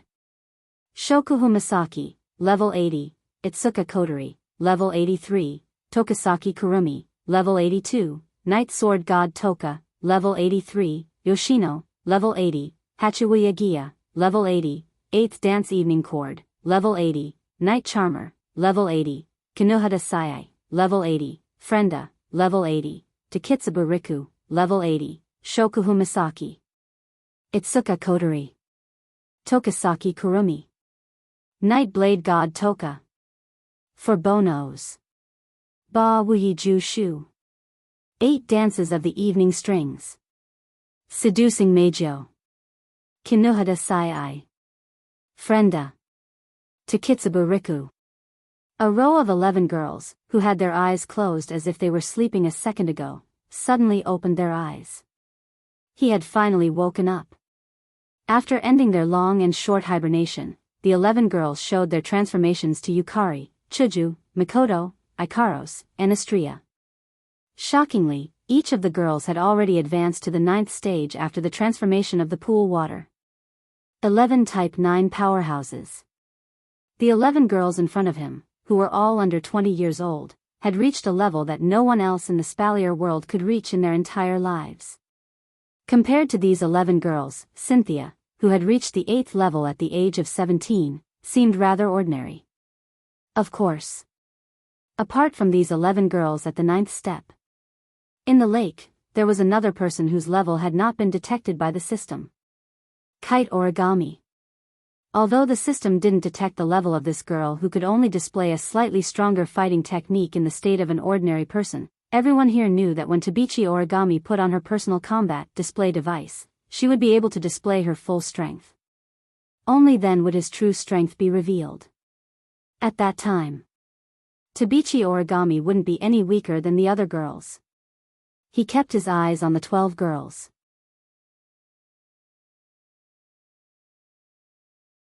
Yukari, Hinajaku, Mikoto, Ikaros, and Astria looked at each other and their eyes lit up with joy. About half an hour later, in the Hall of Generation's Heart, Yukari, Hinajaku, Mikoto, Ikaros, and Astria were all gathered in one place. They were either standing or sitting at every corner of the hall. At this time, the 12 girls who came out of the lake had all changed into their own clothes. Each of the girls with outstanding appearances looked extremely gorgeous under the contrast of various cute, beautiful, and colorful clothes. In addition, there were quite a few of these girls. If there was an outsider present, no matter if that person was a man or a woman, he or she would be dazzled, right? The girls were also doing their own things. Shokuhu Misaki, Kotori, and Kurumi were all sitting on the sofa. Kurumi looked a bit absent-minded, while Shokuhu Misaki and Kotori seemed to be very focused on their conversation. Toka was with Astria. The Chowhound Angel and Chowhound Fairy took up a corner of the hall. They seemed to be chatting about something. Astria was talking about something excitedly while Toka listened to her with an exaggerated expression. Every now and then, she would jump up and down in surprise. Yi Juya and Shi Xian stood to the side, exchanging glances with each other. There was a hint of confusion in their expressions. Meijyo stood some distance away from the girls. Her gaze swept across the faces of the girls in front of her. Her eyes were filled with longing and she almost had a heart attack. Yoshino was standing beside Ikaros. She didn't know what was going on. She was talking to Yoshino, who was squeaking in her hand. Koichi Origami was standing by the window.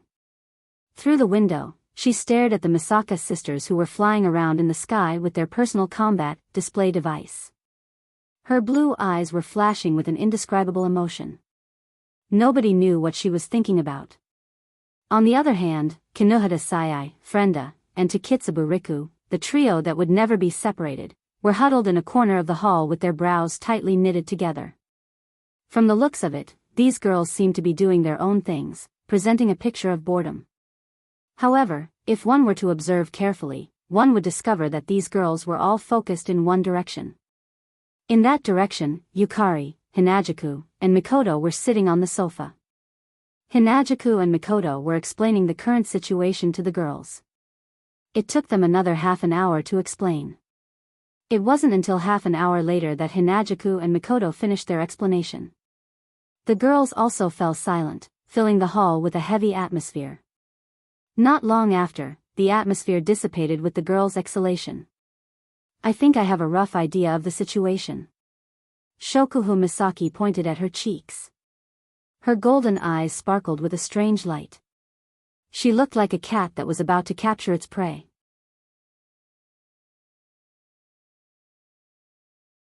She looked both happy and dangerous at the same time. No wonder Yukari woke us up. The situation is so urgent. It is indeed urgent, but rather than saying it is urgent, it is more like saying it is dangerous. Violet spoke in a relaxed tone that didn't sound like she was describing a dangerous matter at all. That's because you'll have to think of a way to deal with the 3 demigod beast kings who borrowed the power of the false gods and the endless army of beasts running amok in the world of Silveria. Us? Hearing this, some of the girls laughed bitterly, some of them were at a loss, some of them were eager to try, and some of them were in disbelief. Are you serious?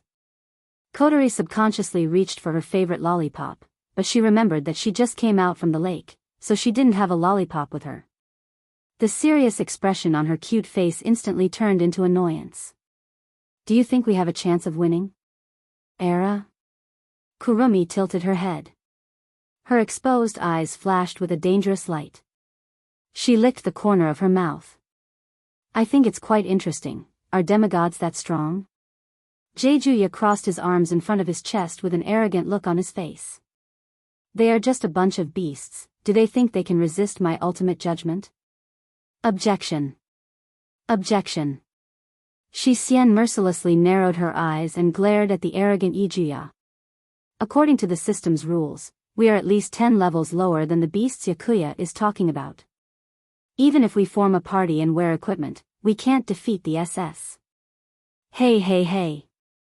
This isn't a game. Kinohada Sai raised her voice, trying to make her presence known. That's a demigod beast king, we can't defeat it. Don't lower your own morale. Mikoto slapped the table to get everyone's attention.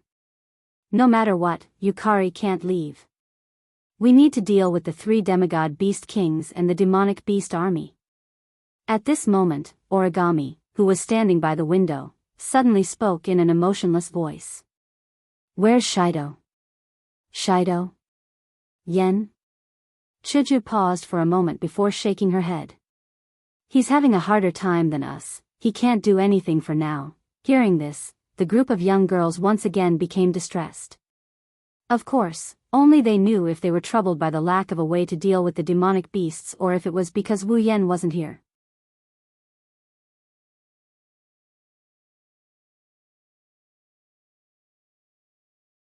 Chapter 1900. For Yakuya, Xian, Meijio, and Origami, who had just become summons not long ago, even if they were told that they had to deal with 3 demigods, they didn't know how strong these 3 demigods were.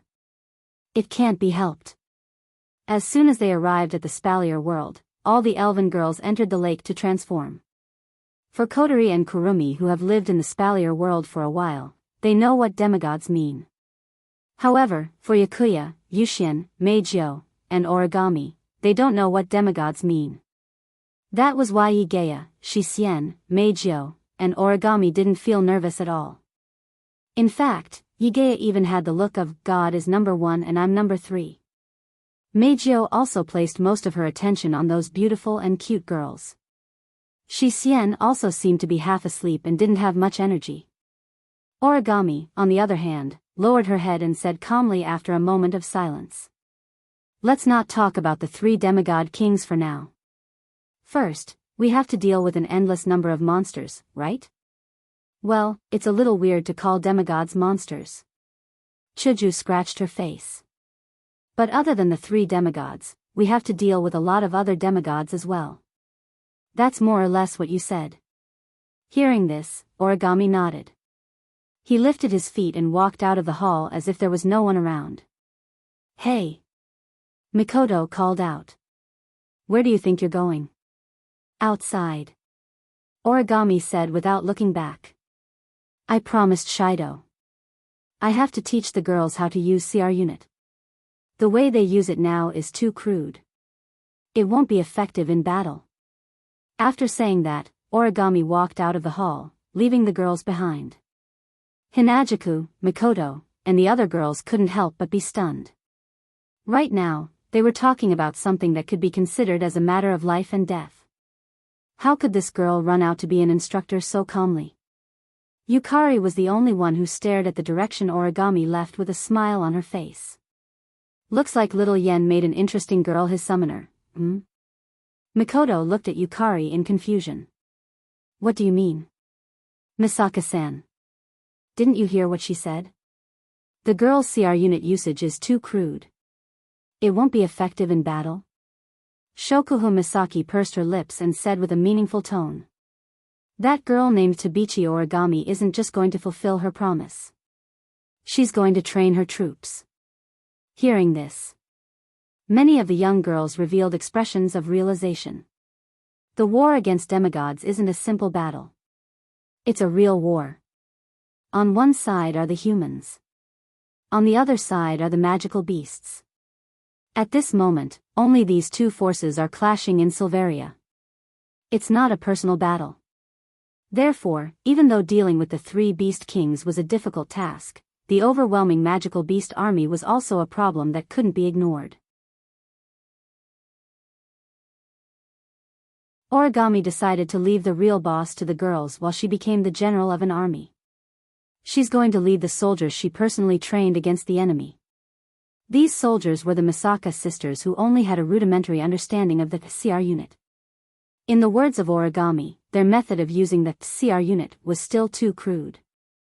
Even though it's a bit of last-minute preparation, with Origami's training, the Misaka girls will be able to raise their combat strength by a few levels. When facing the demigod army, whether it's to ensure their own safety or to wipe out the enemy, it's a good thing. That was Origami's plan. Not bad, that's super newbie. Kinohada Sai praised. She's not a simple character. In the end, that's what I thought too. Frenda started to shrink back. She might be even scarier than Mujino. Is that so? Takitsubu Riku smiled. I think she's quite reliable. What? Are you interested in Miss Toshiyuki? Meijio, who saw the opportunity, sneaked into the middle of the trio, giving Kinohada Sai, Frenda, and Takitsubu Riku a shock. We would like to get to know you guys better. How about we have a cup of tea tonight? After saying that, Meijio looked at Kinohada Sai, Frenda, and Takitsubu Riku with her sparkling eyes, causing them to have a strange feeling.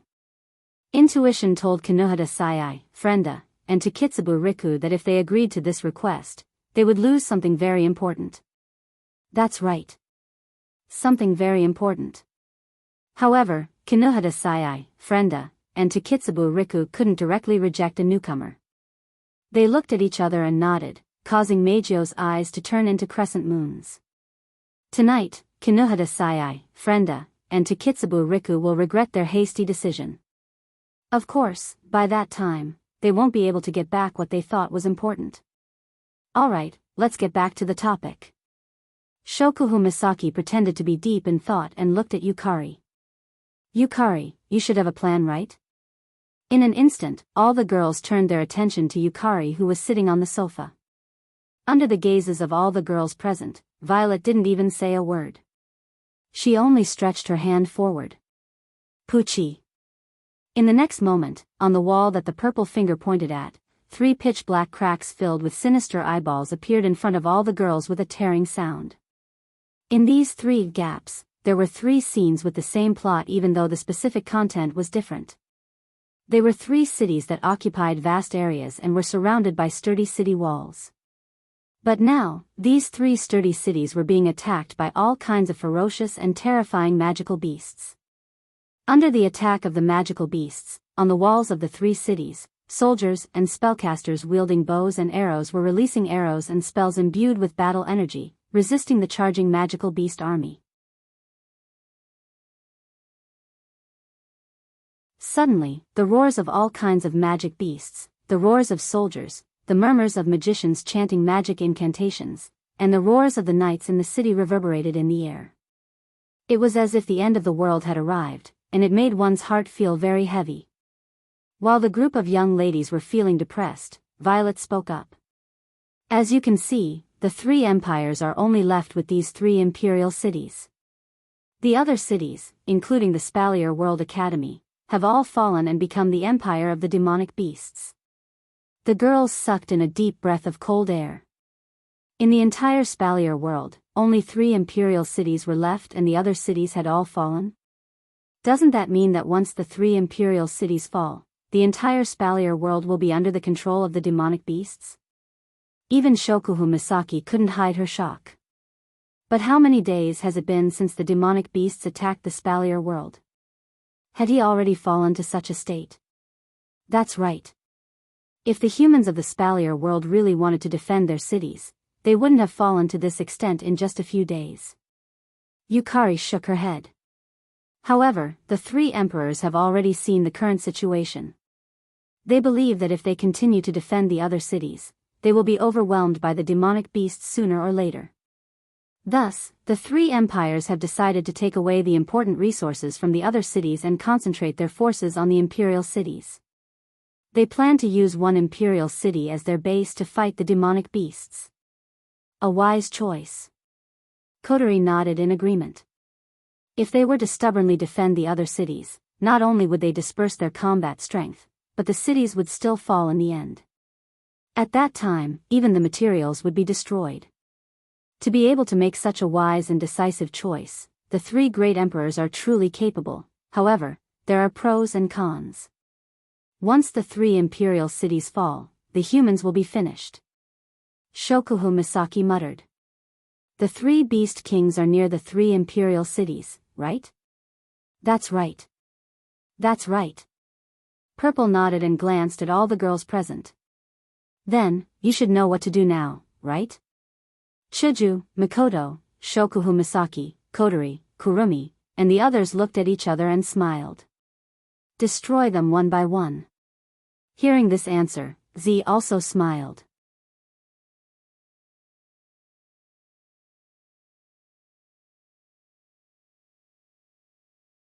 Chapter 1901. The next day, when the first ray of sunlight shone down from the sky, passing through the realm of illusion and reality that did not obstruct it at all. When it shone into the capital of a foreign era, the streets of the capital of a foreign era seemed to have lost their vitality as silence filled the air. However, that didn't mean that the residents of the capital of alternate generations were slacking off in their own homes, hiding in their warm beds and refusing to get up. On the contrary, the residents were even more hard-working than usual. This was because in front of the heart of generations was an empty space where 20,000 residents of the capital of alternate generations who were identical in appearance, height, hair color, and physique were lined up neatly like an army, waiting for the arrival of their general. At this moment, the 20,000 Misaka sisters were all wearing extremely revealing skin-tight outfits. Every part of their body was equipped with a certain amount of technological elements. There was a thruster on their backs and a heavy cannon in one hand. This was a personal equipment that utilized all the display devices in battle. Its full name was the Tactical Display Unit, or CR Unit for short. The display devices used in battle were stored in a type of connecting device called a circuit suit. In other words, the tights that carried the display devices could be instantly equipped during battle. As the basic equipment, the circuit suit had a basic display device that could create a domain around the user that was invisible to ordinary people and could perform different functions according to the user's wishes. It was the Turde Tori. Of course, this was a function that all the CR units had. The performance of these functions depended on the overall performance of the CR unit. The better the performance of the CR unit, the greater the power it could unleash. It wasn't easy to unleash the full potential of a CR unit. Not only did it require the user's control skills, but it also required the user's brain to be more developed than ordinary people. It was because of this that magicians who could use CR units were so rare and precious in the date battle. There were only a handful of people who could use CR units to fight against the elves. These 20,000 Misaka sisters were all equipped with the best mass-produced CR units available at the moment. Other than personal CR units like Irene's Pandaragon and Origami's Mordred, the CR units that the Misaka sisters were equipped with were the best out of all the CR units available. Moreover, the crucial factor in controlling the CR units was the user's brain development ability. Without a doubt, these CR units had increased the strength of the Misaka sisters, who were at least tier 7 at the very least, by leaps and bounds. After all, superpowers were born from the personal reality after the development of one's brain. Although the highest superpower the Misaka sisters had was only LV4, their brain development was much stronger than ordinary people. Perhaps if the Misaka sisters were to become magicians in the date battle world, the elves wouldn't be able to live a carefree life anymore. Looking at the neatly arranged troops that seemed to stretch on endlessly, the girls couldn't help but sigh in amazement. They really look the same. Yakuya even forgot to maintain his Chinibu tone. He pointed at the army of Misaka sisters and shouted at Mikoto. Are all of these really your little sisters? Your mother sure is good at giving birth. Are you scolding me? Mikoto furrowed her brows. She thought about it and decided not to get angry. She chose to ignore Yajuya and looked at the other girls around her. Shall we depart now? Yes, if we delay any longer, I'm afraid the three kingdoms will fall. Shokuhu Misaki pointed at her own face with her white-gloved finger and smiled. So, let's proceed with the plan. Yes. All the girls present nodded their heads. This so-called plan was decided by the girls last night while they were thinking about how to fight. However, this so-called plan is actually quite simple. Shokuhu Misaki, Kinohada Sayai, Frenda, Takitsubu Riku, and Estrella looked at each other and exchanged glances. They stood in front of one of the neatly arranged Misaka sisters. We will lead 5,000 Misaka sisters to the Ailu Empire. Kotori, Kurumi, Toka, Mikoto, Yoshino, and Origami also stood in front of another group of Misaka sisters. We will lead 5,000 Misaka sisters to the Baruba Empire. Immediately, Hinajaku, Mikoto, Ikaros, Yakuya, and Yushin stepped forward and stood at the head of the middle group of sisters. We will lead 5,000 Misaka sisters to the Feiya Empire. After they returned to their positions, the 16 girls in 3 rows looked at the others and declared in unison. Find the Beast King. Destroy them one by one. Yukari was the only one who didn't step forward. Her delicate face softened as she shook her head at the girls. The remaining 5,000 Misaka sisters will be in charge of protecting the capital of alternate generations, so you don't have to worry about the situation here. I just want to say that it would be best if we can defeat the Beast King and repel the demonic beast army. However, if there is no other way, you have to protect yourselves and stall for time until Xiao Yan returns. Hearing this, the group of girls nodded their heads heavily. Originally, the best plan would have been for everyone to work together and deal with a magical beast army first. They would have killed one of the Beast Kings, and then they would have done the same thing. They would have found the Beast Kings one by one and defeated them together. That would have been ideal. Unfortunately, if they did that, who knows which one of the 3 kingdom cities would be conquered by the demonic beast army while the girls were dealing with the other Beast Kings. If that happened, the other demonic beast army would be able to help the other 2 sides. That would only make things harder for them to deal with. Therefore, the girls could only split up and fight one Beast King and one demonic beast army each. It would be best if they could defeat the other side, but if they couldn't, they had to stall for time until Wu Yen returned from his mission. That was the general idea of the so-called plan. As for the details, they had to come up with a strategy to deal with the Beast King and the demonic beast army that they were in charge of. Different people had different opinions about this. Yukari turned around and waved her hand in the direction of the generation's heart. A huge crack appeared in the space in front of them, revealing ferocious and terrifying eyeballs to the girls. Now, in order to maintain the state of illusion and reality, the range of my ability is very limited. This crack can only send you to the nearest supply town. You will have to travel the rest of the way by yourselves. After saying that, Yukari silently retreated to the side and sighed.